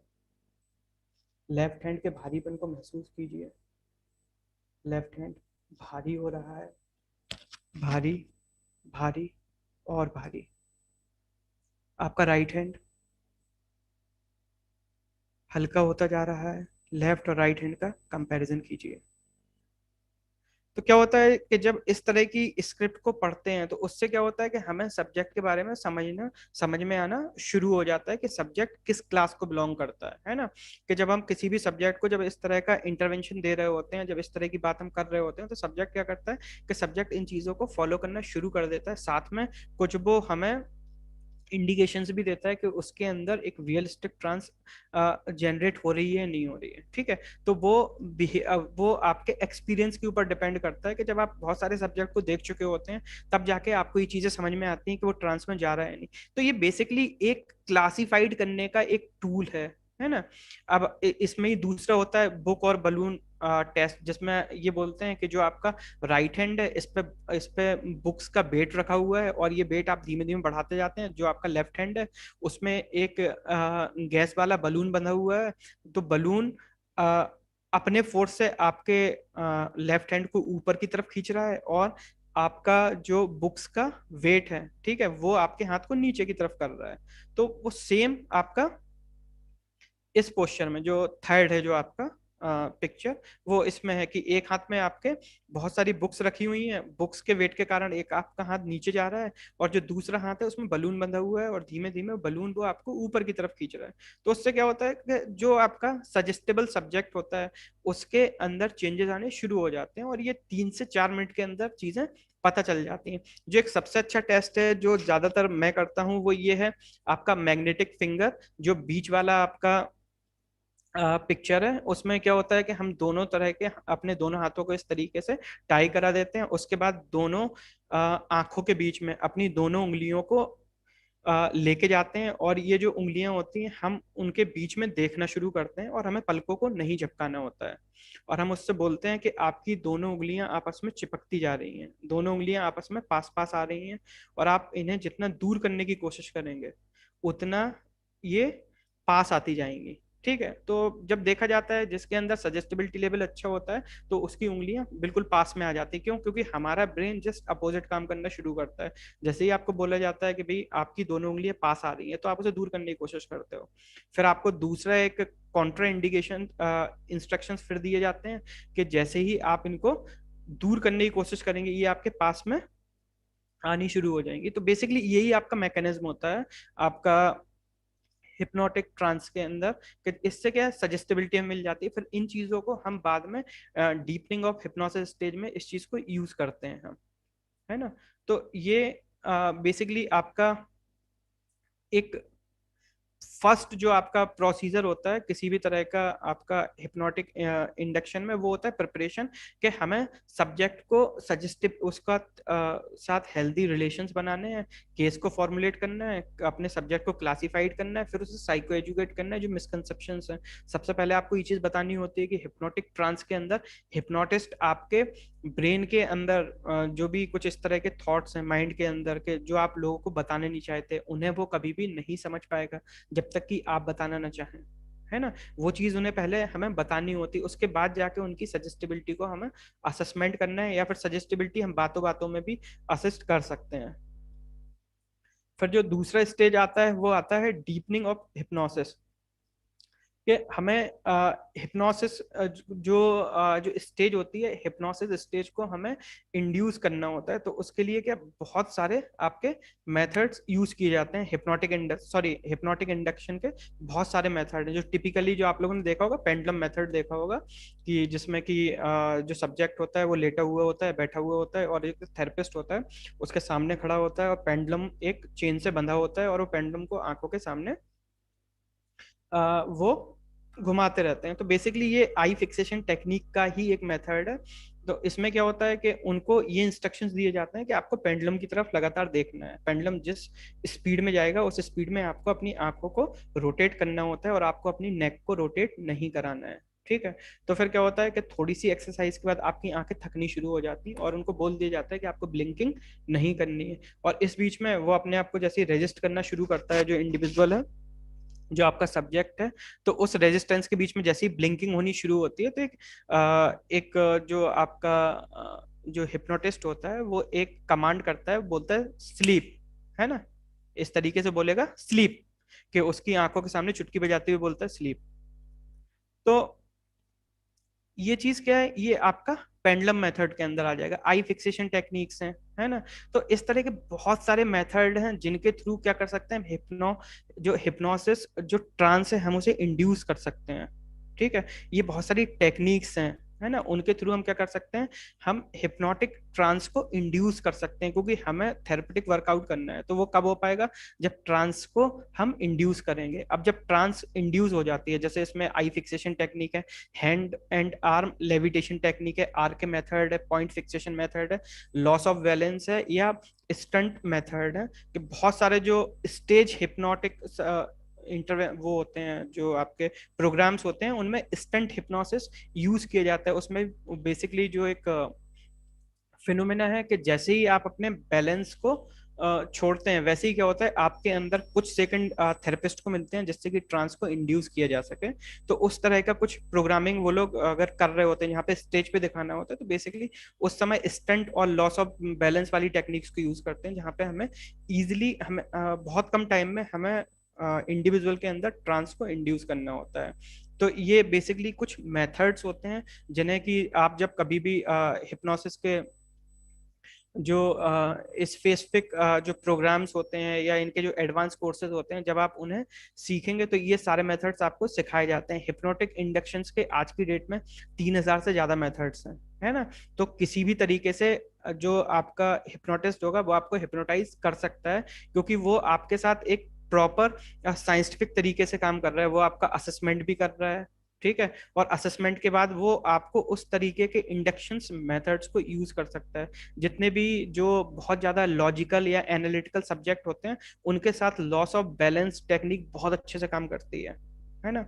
मैंने अपनी प्रैक्टिस में बहुत सारे लोगों को, ऐसे लोगों को हिप्नोटाइज किया हुआ है सिर्फ इसी चीज से, कि जो हमेशा जब थेरेपेटिक इंटरवेंशन में, जब थेरेपेटिक इंटरवेंशन के लिए आते थे, तो वो जब इस तरह का उनके दिमाग में जो चैलेंजेस चलते थे कि मुझे कोई हिप्नोटाइज नहीं कर सकता है, ये नहीं हो सकता है, वो नहीं हो सकता, तो उनके साथ बातचीत करके इस तरह के बैलेंस को इम्बैलेंस मोड में डाल के, है ना, उनको इजिली हिप्नोटाइज किया जा सकता है।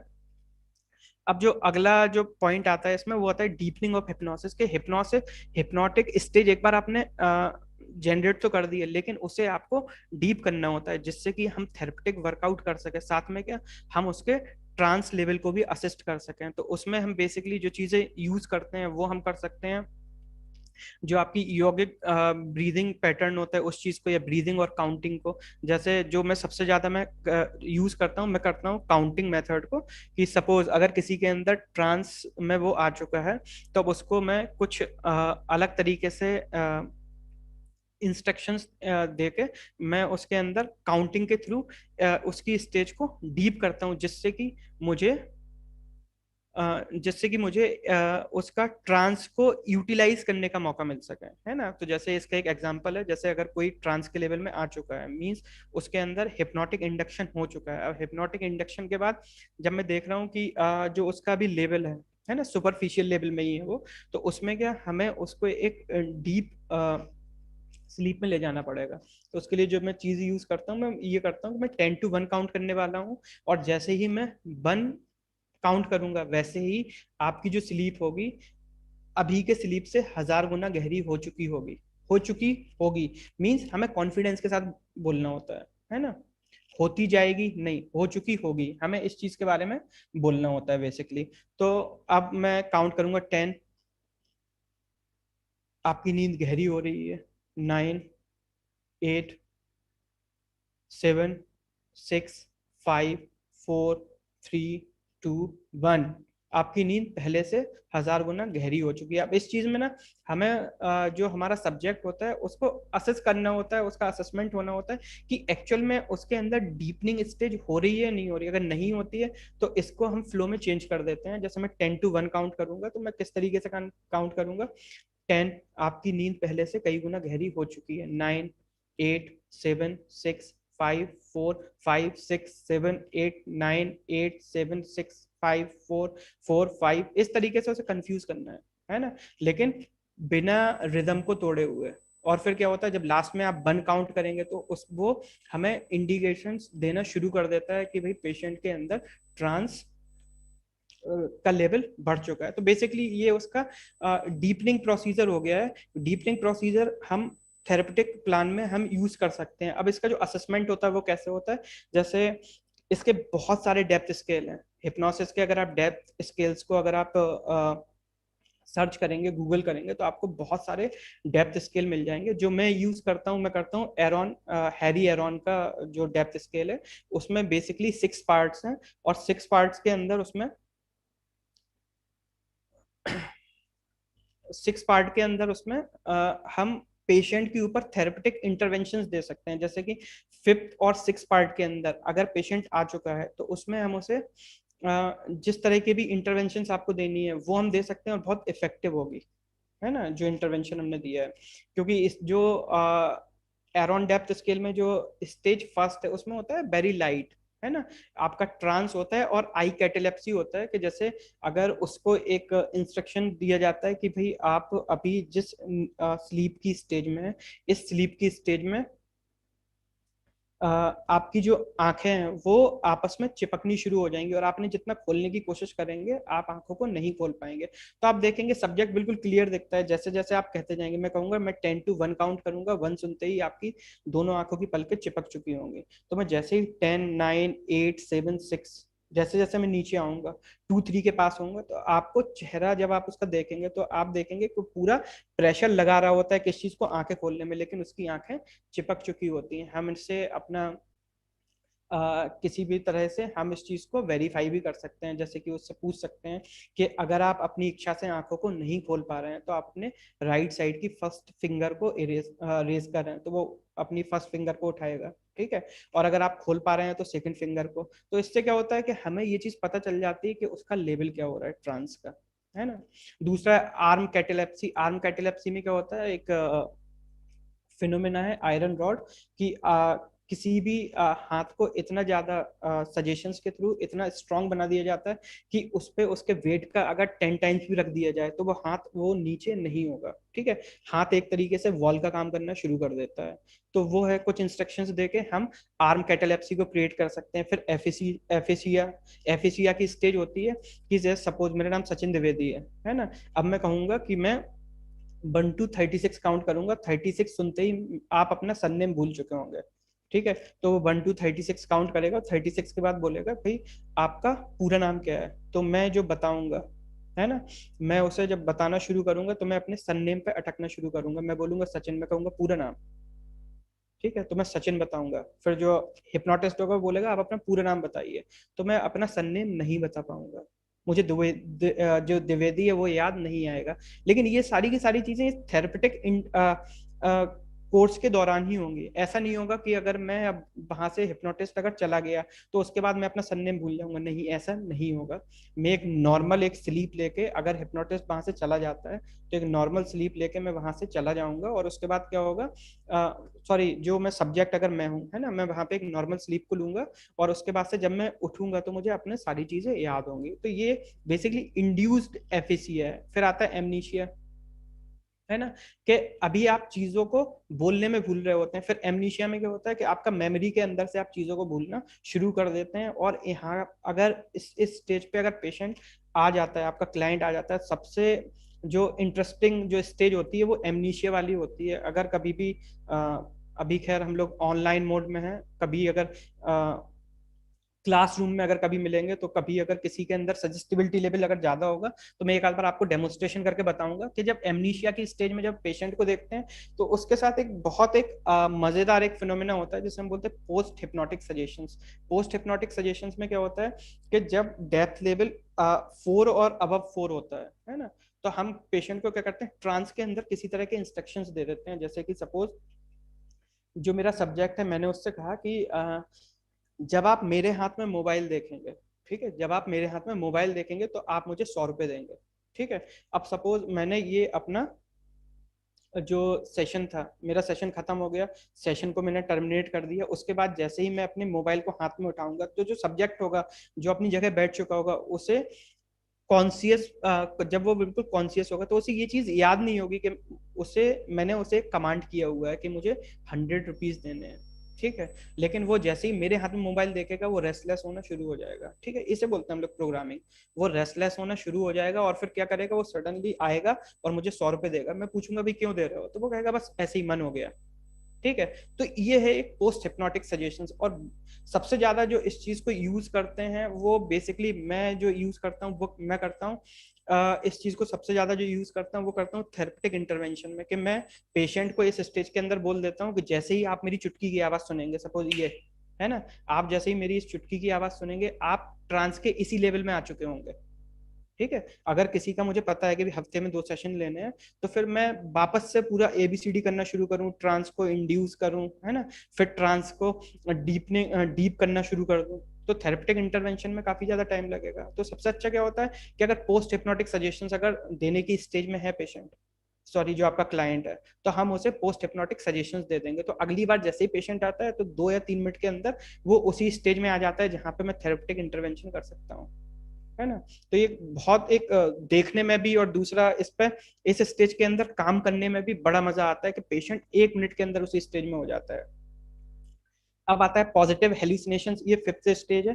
पॉजिटिव हेल्यूसिनेशंस में क्या होता है कि जब हम उसकी आंखों को खुलवा देते हैं, जो 3rd, 4th, 5th और 6th स्टेज होती है, इसमें जो हमारा इंडिविजुअल होगा हम उसकी आंखों को खुलवा देते हैं। सेकंड में भी आप खुलवा सकते हैं। उसके बाद वो नॉर्मल कंडीशन में बैठा होता है, वो बिल्कुल जागा हुआ होता है, ठीक है, कॉन्शियस होता है, लेकिन वो हिप्नोटिक ट्रांस में ही होता है।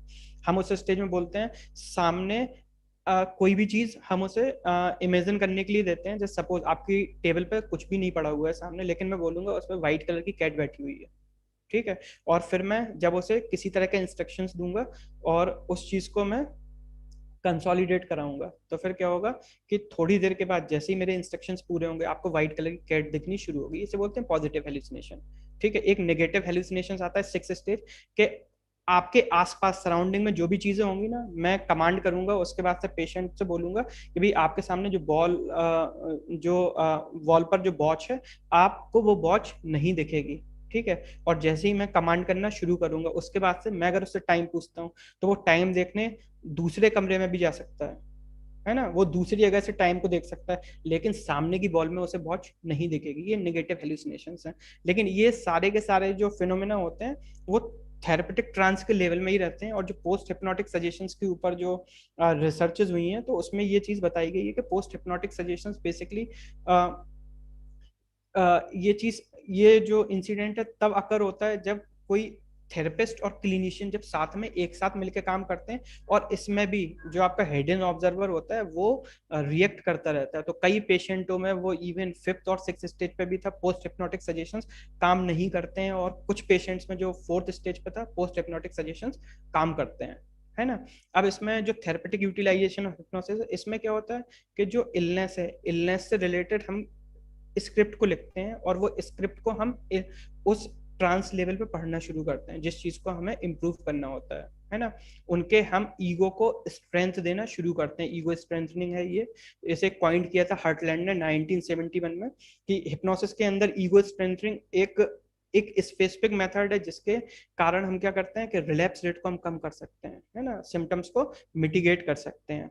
फिर होता है आपका पोस्ट हिप्नोटिक सजेशन, आप हम इस स्टेज के अंदर दे सकते हैं। देन है आपका जो 7th नंबर की स्टेज होती है सेल्फ हिप्नोसिस ट्रेनिंग, कि अब हमें पेशेंट को किसी भी तरह का स्क्रिप्ट के जरिए उसे सेल्फ हिप्नोटाइज कराने की ट्रेनिंग देनी होती है ना। तो बेसिकली हम यहाँ पे फॉलो कर सकते हैं जो भी योगिक टेक्निक्स हैं अपनी इंडिया की, जैसे योग निद्रा हो गया या शवासन हो गया, हम उन चीज़ों को फॉलो कर सकते हैं।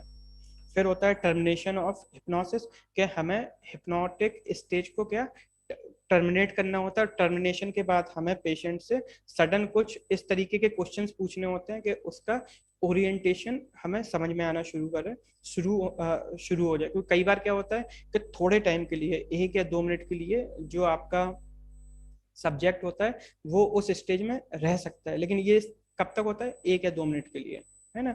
या फिर कई बार ऐसा होता है कि वो बहुत ज्यादा कंफर्टेबल पोस्चर में ट्रांस में नहीं गया था, तो फिर क्या होता है उसके गर्दन में भी दर्द हो सकता है, हेडेक हो सकता है, तो वो इस तरह का कुछ पेन्स की भी शिकायत कर सकता है। तो उसमें परेशान नहीं होना है ना। तो आपको वापस से क्या करना है कि ट्रांस को वापस से इंड्यूस करना है। 1 से 2 मिनट का टाइम लगता है, और वापस से उसे बोलना है कि जब आप नींद से जागेंगे तो आपका जहां पे भी वो पेन बता रहा है वो पेन आपका खत्म हो चुका होगा। फिर वापस से उसे हमें टर्मिनेट कर देना है धीमे धीमे इंस्ट्रक्शंस देके, और सेशंस को हमें टर्मिनेट करना है। और टर्मिनेशन के बाद हमें जो अगला फॉलोअप हमें रखना है उसके अकॉर्डिंग हमें वर्कआउट करना है। ठीक है, आपके अगर आज के सेशन से रिलेटेड क्वेश्चन हैं तो आप पूछ सकते हैं।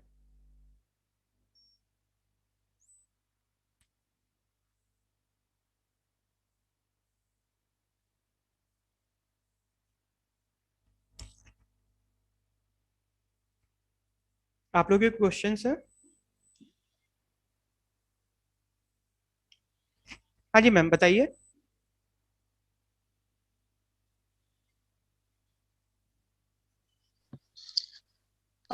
Participants are requested to drop their questions in the chat box.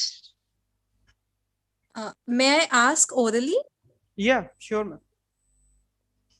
Okay. Good afternoon, sir.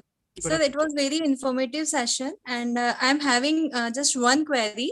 Like, as you have said that we can use this intervention as an intervention for OCD patients also. जी. So, for example, like right now I'm doing counseling of one of the OCD patient, and actually I was in dilemma because when I joined this workshop na, तो the trainer told कि OCD पे उतना effective नहीं होता है ये, but अभी मैंने जब 2 सेशन लिए तो मुझे उसकी सजेस्टेबिलिटी बहुत हाई नजर आ रही है।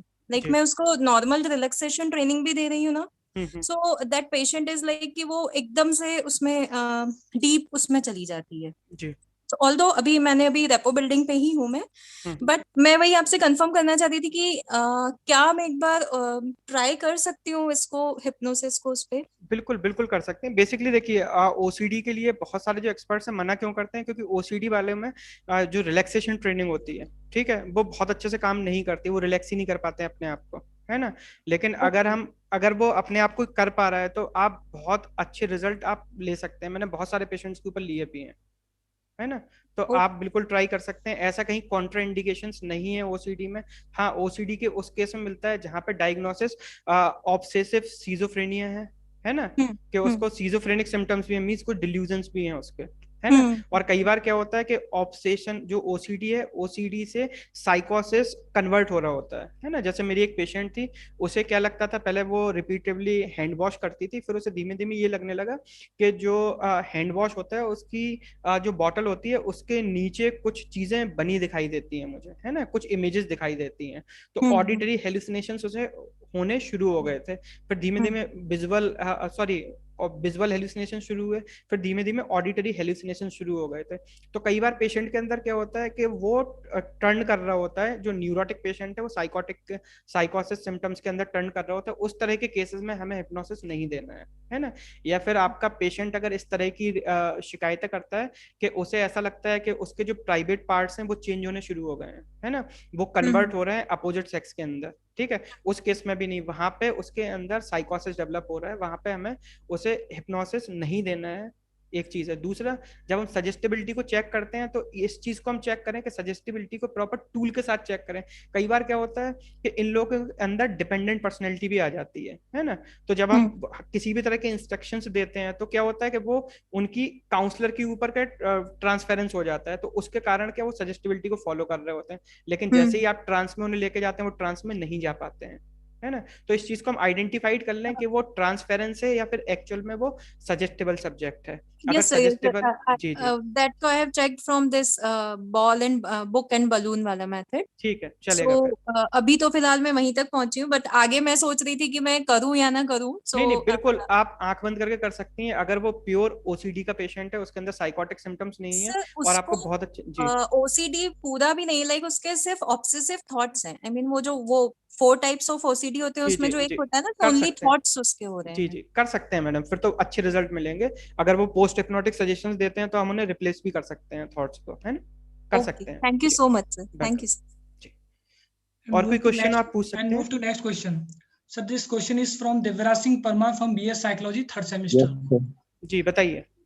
And this question is, can a person suffering from multiple functioning disorder can be hypnotized?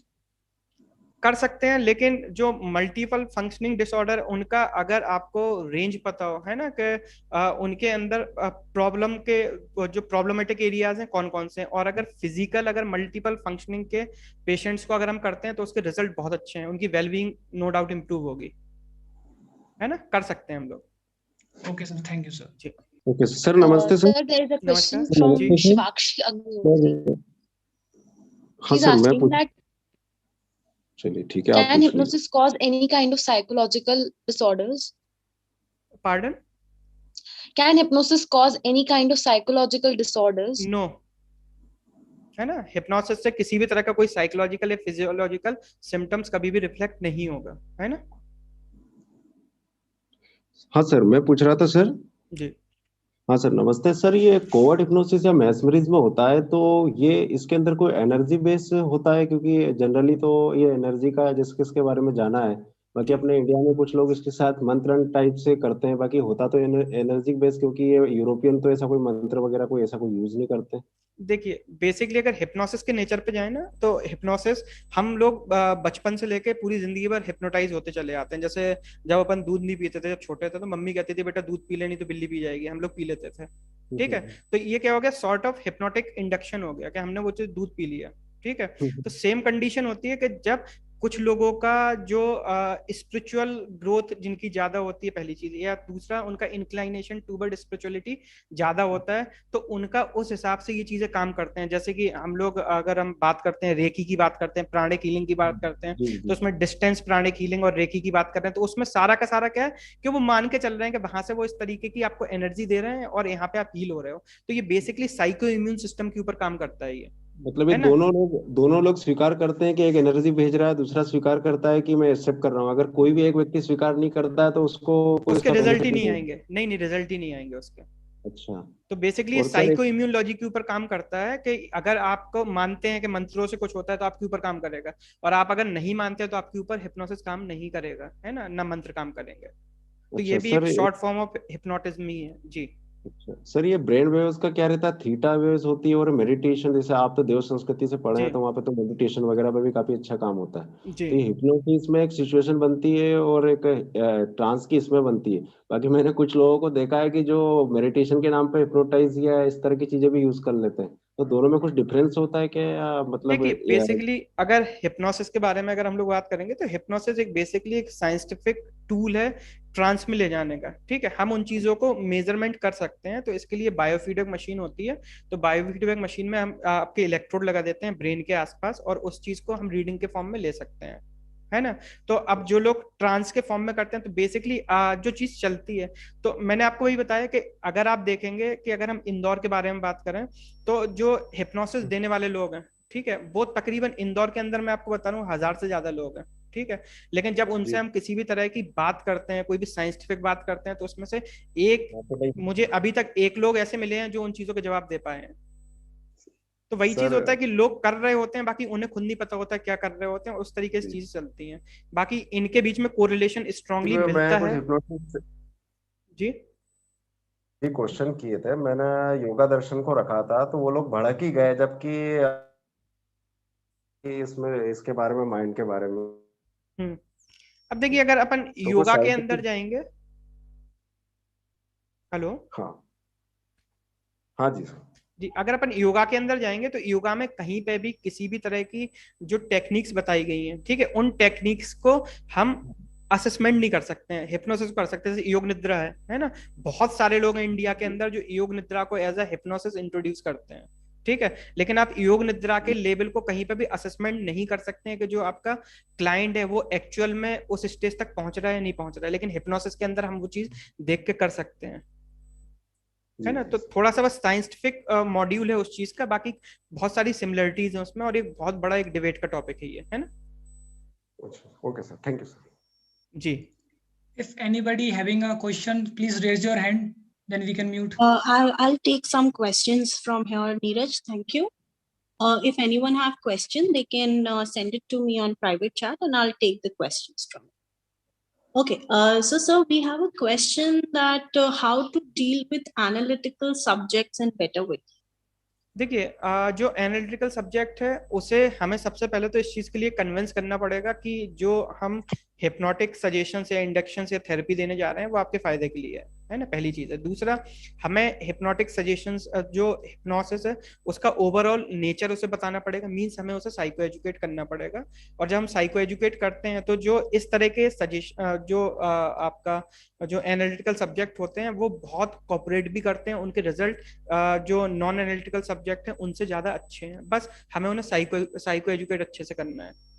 ठीक है, साइको एजुकेट करना है। दूसरा, उनके डीपनिंग के लिए या इंड्यूस करने के लिए कौन सा मेथड यूज करना है, ये चीज भी थोड़ा सा मैटर करता है, क्योंकि अगर उनके अंदर एक बार में ट्रांस इंड्यूस हो जाती है तो वो आपको फिर मानना शुरू कर देते हैं, और अगर नहीं होती तो उनके अंदर वो उनका जो नेचुरल जो उनका पर्सनैलिटी ट्रेट्स हैं वो क्यूरोसिटी वाले हैं, तो वो उस चीज को फिर क्या रिजेक्ट करना शुरू कर देते हैं। तो इस चीज पर डिपेंड करता है कि हम कितने अच्छे से उन्हें साइको एजुकेट कर पा रहे हैं। जी। Thank you, sir. The other sir question that we have is sir PLR पे सर कुछ बताइए सर, ये पास्ट लाइफ रिग्रेशन पे जो है लोग उसको अदर या नेगेटिव व्यू से बताते हैं, पिछले जन्म वाली जैसी बातें करते हैं, बस एज अ एंशियंट साइकोलॉजी, और उसके हिसाब से देखें तो व्यक्ति के मन में जो चलता है वो बताता है। बाकी बहुत से लोग पीएलआर या पास्ट लाइफ रिग्रेशन को पुनर्जन्म और इस तरह की बात करते हैं। थोड़ा आप आपके विचार रखिए इस पर। देखिए बेसिकली अगर पीएलआर के बारे में बात करेंगे तो पीएलआर में जितनी भी जो रिसर्चेज हुई हैं, है ना, बहुत ज्यादा साइंटिफिक रिसर्च डेटा नहीं है ना। स्टीवेंस ने इसके ऊपर काम करना 1971 से स्टार्ट किया था, लेकिन इसके ऊपर बहुत ज्यादा रिसर्चेज नहीं मिली हैं। अब इसमें एक 2007 में एक और नया ट्रेंड आया था, फ्यूचर लाइफ फॉरवर्डेशन, है ना।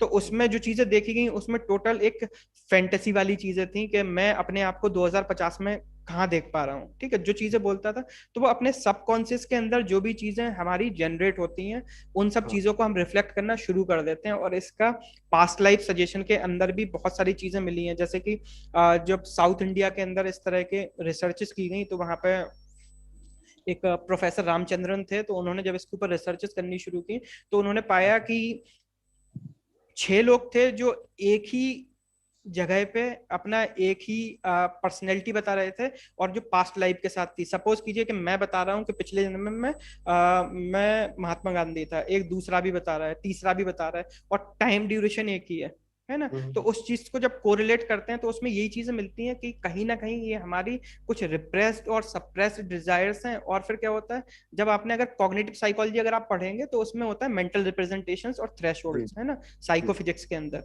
तो साइकोफिजिक्स में जो थ्रेशोल्ड लेवल होता है, तो जो थ्रेशोल्ड लेवल के अंदर बहुत सारी चीजें होती हैं जिन्हें हम आइडेंटिफाइड नहीं कर पाते हैं, रिकॉल नहीं कर पाते हैं। वो सब चीजें क्या होती हैं, कई बार हमारे अनकॉन्शियस में पीएलआर के टाइम पे निकलनी शुरू हो जाती हैं, है ना। तो वो सब चीजें होती हैं। इसके लिए मैं सिर्फ इतनी कहूंगा कि आज तक के रिकॉर्ड में कोई भी ऐसा डेटा नहीं है जो ये कह सके पीएलआर 100% सही है, 100% गलत है ना। तो इसमें रिसर्च की जरूरत है, बाकी इसके आगे मैं कुछ भी नहीं कह सकता, है ना। Thank you, sir, and thank you, Pradyuman ji. If any other participants have any questions, I request them to please send it to me. So there is one student who is asking, can you explain that this hypnotherapy can work on personality disorders? या फिर जो माता आती है women's को, is it something similar, like is similar to it? जी देखिए, मैं एक आपको टाइम होगा आप लोग पास 10 minutes? Yes sir, sure. If you agree, मतलब if बिल्कुल। you are ready to give time, we are completely ठीक okay. है। मैं एक केस आपको बता रहा हूँ। 2009 की बात है, मैं जब स्टडीज कर रहा था तो एक केस मेरे पास आया था। तो डिट का केस था वो, और जो वो सब्जेक्ट था, तो सब्जेक्ट के अंदर क्या चीजें थी कि उसे माता आती थी, है ना, माता आती थी और कोई सुनता नहीं था तो बहुत एग्रेसिव हो जाते थे। अब क्या हुआ कि उस टाइम पे हमारे यहाँ क्लिनिक हुआ करता था, क्लिनिक पे मेरी ड्यूटी थी उस दिन, और कोइंसिडेंटली मुझे 2 घंटे पहले पता चला कि मैं अपने जो हमारा कैंपस था, कैंपस में वॉक कर रहा था, तो पता चला एक लोगों ने मुझसे पूछा, एड्रेस पूछा क्लिनिक का, तो मैंने पूछ लिया क्योंकि उस दिन थर्सडे का दिन था, उस दिन भी, है ना, और मेरी ड्यूटी थी जो 3 बजे से स्टार्ट होने वाली थी। तो ये 1 बजे के आसपास की बात थी। उसने मुझसे पूछा कि भाई साइको क्लिनिक कहाँ होगा। मैंने उसको बताया यहाँ पे। मैंने पूछा कि भाई क्यों जा रहे हैं आप, तो उन्होंने बताया कि ये इस तरह की चीजें, उन्होंने पूरी केस स्टडी बता दी। ठीक है, उस समय मैं बहुत सारे केसेस देखे हुए थे, लेकिन बस वही चीज थी कि मैंने कुछ केसेस उस टाइम पे इस तरीके के भी देखे हुए थे कि कई बार जो थेरेपिस्ट था उसकी भी पिटाई हो गई थी पेशेंट के कारण। तो उस दिन मुझे भी ऐसे ही लगा कि भाई आज अपने साथ भी कुछ ऐसे ही होने वाला है। तो मैंने खैर उसे समझाया, मैंने कहा आज तो कोई अच्छा डॉक्टर यहाँ पे है नहीं, आप ऐसा कीजिए कल आइएगा, है ना, वो एक चीज होती भी है। फिर मैंने ठीक है, वो उस दिन वो चले गए, और अगले दिन जब आने वाले थे जिसकी ड्यूटी थी, मैंने उसको बोला, मैंने कहा आज यार तुम्हारी ना पिटाई हो सकती है, एक ऐसे केस को भेजा है। तो उसने कहा देखते हैं। खैर, और हुआ भी यही कि जब वो केस आया तो उसने भी बहुत सारे टेंट्रम्स करने शुरू कर दिए। जब मैं हिप्नोसिस को सीख चुका था लेकिन प्रैक्टिस नहीं करता था, क्योंकि उस टाइम पे क्या बहुत सारा मैंने एक सीबीटी का वर्कशॉप भी किया हुआ था, तो मुझे लगा यार सीबीटी ज्यादा बेहतर है, कहाँ हिप्नोसिस को करना, ये चीजें शुरू करेंगे। तो मेरा एक खुद इंक्लाइनेशन उस तरफ नहीं था। अब क्या था, मैंने बाद में झांसी ज्वाइन किया, और वो जो क्लाइंट था वो शिवपुरी का था, जो आपका एमपी में शिवपुरी पड़ता है, वो क्लाइंट शिवपुरी का था। अब वो तब से घूम रहा था, मैं डिपार्टमेंट ऑफ साइकेट्री में था। तो जब वो केस मेरे सामने आया तो उन्होंने मुझे पहचाना, कहने लगे सर आप वहां पे थे देव संस्कृति में। मैंने कहा हाँ बिल्कुल था। अब मैंने इस टाइम तक थोड़ा सा 2009 में जो मेरी जॉब लगी थी वो भुवनेश्वर में लगी हुई थी, एक मेडिकल कॉलेज में, तो वहां पे मुझे बहुत सारा एक्सपोजर मिल चुका था इस चीज का।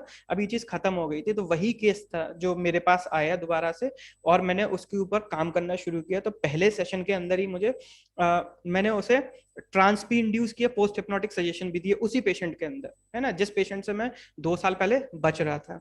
तो उस टाइम पे जो चीज पता चली वो चीज ये थी कि वो लोग बहुत स्ट्रांगली भगवान को मानते थे, और एक बार क्या था कि उसको डायरिया हो रखा था, है ना। तो उनकी यहाँ कुछ पूजा पाठ चल रही थी, और उनकी फैमिली ने उसे सडन वहां पर बैठा लिया, उस बच्ची को, कि भाई तू भी बैठ, पूजा कर, है ना। और अगर वो नहीं बैठती थी तो उनके जो फादर थे थोड़े से ऑर्थोडॉक्स मेंटेलिटी के थे, तो वो क्या गुस्सा होना शुरू कर देते, चिल्लाना शुरू कर देते। तो उस लड़की ने क्या किया, उस चीज से बचने के लिए उसने वहां पे बैठना शुरू किया। अब वो उसे डायरिया था, है ना। तो इस कारण से क्या वो मोशंस को कंट्रोल नहीं कर पाई, और जब मोशंस को कंट्रोल नहीं कर पाई तो जो उसकी नर्चरिंग थी, है ना, हम लोग डेवलपमेंटल साइकोलॉजी में पढ़ते हैं नर्चरिंग के बारे में कि जो पर्सनैलिटी होती है वो हमारा नर्चरिंग का भी आउटपुट होता है। तो वो चीजें थी कि अब उसे ऐसा लगा कि किसी को ये चीज पता चलेगी कि ड्यूरेशन, इस पूजा के ड्यूरेशन में मैंने इस तरह की चीज हो गई है तो वो लोग मुझे पनिश्ड करेंगे या फिर खाना नहीं देंगे, इस तरह की चीजें उनके घर में बड़ी कॉमन सी थी, है ना। तो उसने क्या किया कि उस चीज को उसने, जो सिगमंड फ्राइड ने बताया रिएक्शन फॉर, जो आपका डिफेंस मैकेनिज्म होता है, उसने रिएक्शन फॉर्मेशन में उस चीज को निकाला। उसके अंदर कहीं ना कहीं अपने फादर के लिए और अपने अंकल के लिए बहुत ज्यादा गुस्सा था, जो कि बचपन से ही उसके अंदर सप्रेस और रिप्रेस हो रहा था। तो उसने उस दिन क्या हुआ, उसे फर्स्ट टाइम देवी आई और उसने क्या किया, अपने फादर को मारना शुरू कर दिया, बहुत मारा उनको, ठीक है। अपने उनके अंकल आए, अंकल को भी मारा फिर। लेकिन क्या था कि वो एक हिडन कर्टन वाली बात होती है ना, कि भाई उसके अंदर क्या था कि देवी जी थी तो लोगों ने उस चीज को स्वीकार किया। अब जब भी उनके फादर कुछ भी करते थे तो उनके साथ क्या था, उसका एक सबकॉन्शियसली क्या था, एक कॉन्फ्लिक्ट चल रहा था, है ना। तो वो हमेशा एग्रेसिव हो जाती थी और यही चीज उसकी लगातार चल रही थी। और वो कहीं ना कहीं जो स्पिरिचुअल बैकग्राउंड था इसे वो रेजिस्ट करती थी हमेशा, ठीक है। लेकिन इन्वायरमेंट में वो चीजें करनी पड़ती थी। तो उसका दिखता ऐसा था कि इसकी बहुत ज्यादा फेथ है भगवान के अंदर, इस तरह की पूजा पाठ में। तो ये चीजें लगातार चल रही थी। तो जब उसके अंदर जो मैंने लिखा था आर के मेथड, है ना, तो जो मेरे मतलब टीचर थे हिप्नोसिस के, डॉक्टर आर के जैन, ये उनका ही मेथड है, मैं ज्यादातर उसी को यूज करता हूँ। तो मैंने जब वो मेथड जैसे ही उसकी तरफ यूज किया, है ना, और जब उसके अंदर ट्रांस लेवल जब आनी शुरू हुई तो वो उसके अंदर नेगेटिव हेलुसिनेशंस तक आ गए थे, इतना अच्छा उसका ट्रांस का लेवल था। फिर जब मैंने उसको एज रिग्रेस किया, जब वो बीमारी शुरू हुई थी तो उन्होंने बताया था कि भाई 7-8 साल हो चुके हैं, तब वो बीमारी शुरू हुई तो मैंने उस स्टेज तक ले जाके गया, एज रिग्रेशन किया। एज रिग्रेशन में उसने वो सारा मैकेनिज्म मुझे बताया कि इस तरह की चीजें थी। फिर उसका जो इंटरवेंशन के काम थे वो धीमे धीमे मैंने 6 से 7 सेशन के अंदर किए। और आज की डेट में, ये बात है 2011 की, और आज की डेट में अभी 2021 चल रहा है, वो पेशेंट बिल्कुल ठीक है। क्योंकि न्यू ईयर पे उसका फेसबुक पे मुझे मैसेज आया था कि मैं ठीक हूँ, है ना, कि वो फेसबुक से जुड़ी हुई है मेरे से। तो ये रिकवरी, एक भी एपिसोड उसकी लाइफ में नहीं आया है, उसकी फैमिली को भी साइको एजुकेट किया गया। तो इस तरह के मैंने बहुत सारे केसेस देखे हैं जिन्हें देवी देवता आते थे। मैं एक पूरी फैमिली को देख रहा था, उनके अंदर शेयर्ड साइकोसिस था। अभी गर्मियां आ रही हैं तो आप पेपर में पक्के में पढ़ने वाले हैं कि इंडिया के अंदर कहीं ना कहीं कुछ आपको ऐसा मिलेगा कि एक फैमिली के 10 लोगों ने सुसाइड किया या फांसी लगा ली या कुछ किया, है ना। वो शेयर्ड साइकोसिस के केस होते हैं। तो उज्जैन की मैं फैमिली को देख रहा था, वो शेयर्ड साइकोसिस का केस था। जो लेडी थी उसके अंदर देवी आती थी जब वो रिहब में आई, तो उसे जब हिप्नोटिक ट्रांस में ले जाना शुरू किया तो उसने सारी चीजें बताना शुरू कर दिया था। जो साइकोसिस शेयर्ड हो रहा था वहां पे मुझे उसका क्लू मिल गया। और मैंने एक टाइम में मतलब बेटी, बेटा, मदर, फादर, उन चारों को एक टाइम में ही ट्रीट किया था। और धीमे धीमे जिसके अंदर सीवियरिटी कम थी, जिसके सिम्टम्स थोड़े से कम थे, उनको रिलीज करना शुरू किया। फिर दूसरे को किया, फिर मदर को किया, फादर जो मेन सोर्स था उसको सबसे बाद में किया। लेकिन इसका पूरा का पूरा जो क्लू था मुझे, है ना, वो मदर से ही मिला था जिनको देवी आती थी, वो हिप्नोटिक ट्रांस के अंदर ही मिला था। तो जहां तक मैंने अपने केसेस देखे हैं, ठीक है, मैं भी लर्न कर रहा हूँ चीजों को, तो मैं अपने एक्सपीरियंस के अकॉर्डिंग बता रहा हूँ, है ना, कि इस तरह के जितनी भी चीजें होती हैं उनमें मैंने साइकोलॉजिकल बैकग्राउंड देखा है। कुछ ना कुछ साइकोलॉजिकल चीजें ऐसी होती हैं, डिस्ट्रेस ऐसा होता है जो कि उन्हें इस तरह की दूसरी पर्सनैलिटी में कन्वर्ट कर देता है। और इसका बहुत इफेक्टिवली हिप्नोसिस के थ्रू हम बहुत इफेक्टिवली इलाज कर सकते हैं, क्योंकि मैंने ये अपनी प्रैक्टिस में देखा है। हम दूसरी थेरेपीज देते हैं उसमें रिलैप्स रेट बहुत ज्यादा है, सीबीटी में, आरईबीटी में। हम अगर डीबीटी भी देते हैं ऐसे पेशेंट्स को, बिहेवियरल मॉडिफिकेशन भी करते हैं, उनके रिलैप्स रेट बहुत फ्रिक्वेंट है। जबकि हिप्नोसिस का बहुत कम, सिर्फ इस तरह के केसेस में बता रहा हूँ, उनका रिलैप्स रेट बहुत कम हो जाता है ना। जी। Thank you so much, sir. So I'll take the last question. Ji. Can you tell some good institutes for clinical hypnosis that students can go and train themselves if they are interested in future? Agra में है mind बाबल lab, ठीक है, आप वहां से कर सकते हैं। और ये कैलिफोर्निया इंस्टीट्यूट ऑफ हिप्नोसिस, आप यहाँ से कर सकते हैं। और आप लोग एक वीडियो देखिएगा www.pradeepagarwal.com, है ना, उनके बारे में आप देखिएगा। तो वो इंस्टेंट हिप्नोसिस करते हैं और वो स्टेज हिप्नोसिस करते हैं। वो ट्रीटमेंट प्लान के ऊपर फोकस नहीं करते हैं, है ना, वो कॉर्पोरेट में हिप्नोसिस की ट्रेनिंग देते हैं। तो हम उनसे भी सीख सकते हैं। बाकी आप अगर as being a psychology student है ना, अगर आपको अप्लाई करना है तो पहले आपको डायग्नोस्टिक बहुत अच्छा होना चाहिए, है ना, आपका डायग्नोसिस अच्छा होना चाहिए। पहली चीज मीन्स आपको बहुत अच्छे से चीजें समझ में आनी चाहिए, साइकोलॉजी की चीजें। दूसरा, आपको दूसरे साइकोथेरेपीज भी आपको आनी चाहिए, क्योंकि क्लिनिकल हिप्नोसिस में कोई एक थेरेपी होता है ऐसा जरूरी नहीं है। बहुत सारी जगहों पे मैं जो सबसे ज्यादा फॉलो करता हूँ, मैं कॉग्निटिव हिप्नोथेरेपी को फॉलो करता हूँ। तो कॉग्निशन जो सीबीटी है उसको मर्ज करके ही हम वो चीजें कर सकते हैं। तो आपको दूसरी थेरेपी भी पता होनी चाहिए, तब आपको सक्सेसफुल रेट मिलते हैं। अगर हम देखें कि मेरे साथ ही 10 लोगों ने हिप्नोसिस को सीखा था, आज मैं और एक मेरा फ्रेंड है, हम दो लोग प्रैक्टिस में यूज करते हैं। दूसरा जो मेरा फ्रेंड था वो टीचिंग में चला गया, तो वो इतना ज्यादा यूज नहीं कर रहा है जो मैं यूज कर रहा हूँ। तो ये चीज है कि हमारे बहुत सारे सीनियर्स थे जिन्होंने हिप्नोसिस को लर्न किया था, वो कोई भी प्रैक्टिस नहीं कर रहे हैं। तो बेसिकली हम प्रैक्टिस कब करते हैं, जब हमें उस चीज को बहुत अच्छे से यूटिलाइज करना आएगा। तो आपको हिप्नोसिस सीखने से पहले, ठीक है, आपको साइकोथेरेपीज बहुत अच्छे से सीखनी पड़ेंगी, डायग्नोसिस बहुत अच्छे से सीखना पड़ेगा, तब जाके आपके लिए यूजफुल होगा। क्योंकि जो हिप्नोसिस की ट्रेनिंग होती है थोड़ी सी कॉस्टली होती है। 2007 में जब मैंने सीखा था तो 2 दिन का तब 20,000 रुपीज मैंने दिए थे, है ना, सिर्फ 2 दिन का ट्रेनिंग प्रोग्राम था और 20,000 रुपीज मैंने दिए थे। तो ये चीज होती है आज की डेट में, जो इसके बहुत सारे इंस्टीट्यूट ने इसके बेसिक, एडवांस और सुपर स्पेशल इस तरह के लेवल बना के रखे हैं, तो वो तकरीबन 1.5 से 2 लाख रुपए तक ले लेते हैं। लेकिन यूजफुल आपके लिए जब ही होगा जब आप इस चीज को किसी ऐसे प्रोफेशनल से सीखो जिसका साइकोलॉजी का भी बैकग्राउंड है ना। क्योंकि एनएलपी हो गया, आपका हिप्नोसिस हो गया, ये ऐसे लोग भी सिखा रहे हैं जो जिनका साइकोलॉजी का बैकग्राउंड ही नहीं है, तो वो आपको वो चीज डिलीवर नहीं कर पाएंगे।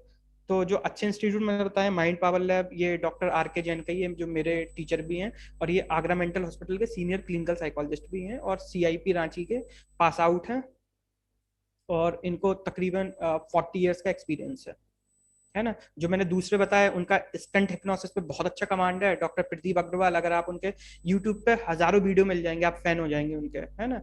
तो उनसे आप सीख सकते हैं, लेकिन वो चीज होगी सिर्फ शो करने के लिए, है ना।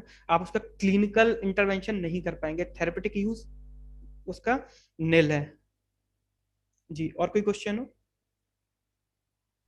Thank you so much, sir. There are a lot of appreciations that are coming here, that they really loved your workshop, and Thank some you. have also asked if we can arrange for practical workshops. ठीक है ma'am, अभी जब physical classes start होंगी फिर हम लोग देखते हैं, 2 या 3 दिन का प्रोग्राम करते हैं, है ना। जी sir. So thank you all participants for being here. If there are any questions left, sir, हम आपको या तो questions mail कर देंगे, तो Sure. जो भी रहेगा तो फिर हम participants को according भेज देंगे. Sure. Okay. I request all the participants to make sure that they fill in the feedback form for certification. All the participants who have registered for the workshop, make sure that you don't leave the meeting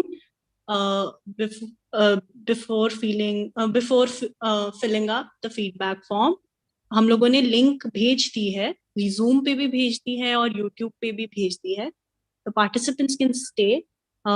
link अभी खुद ही रहेगी 5-10 minute के लिए, तो आप उसको जल्दी से फिल कर दीजिए.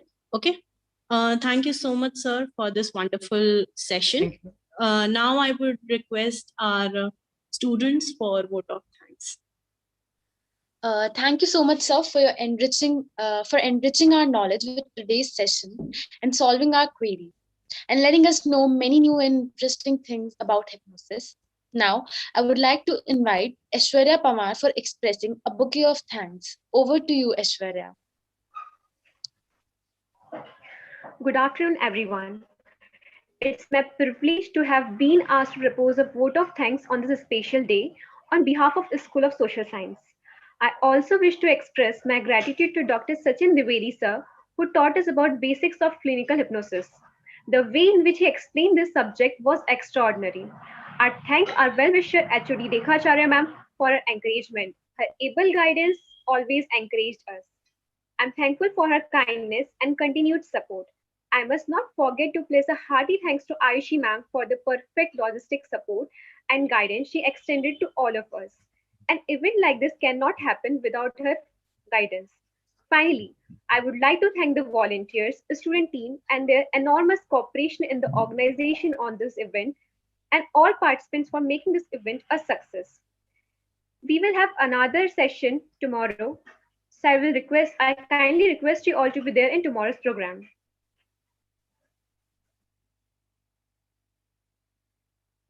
So thank you all. Again, we'll keep the meeting link on for 10 more minutes. Let the participants fill in the feedback form, and then we can end.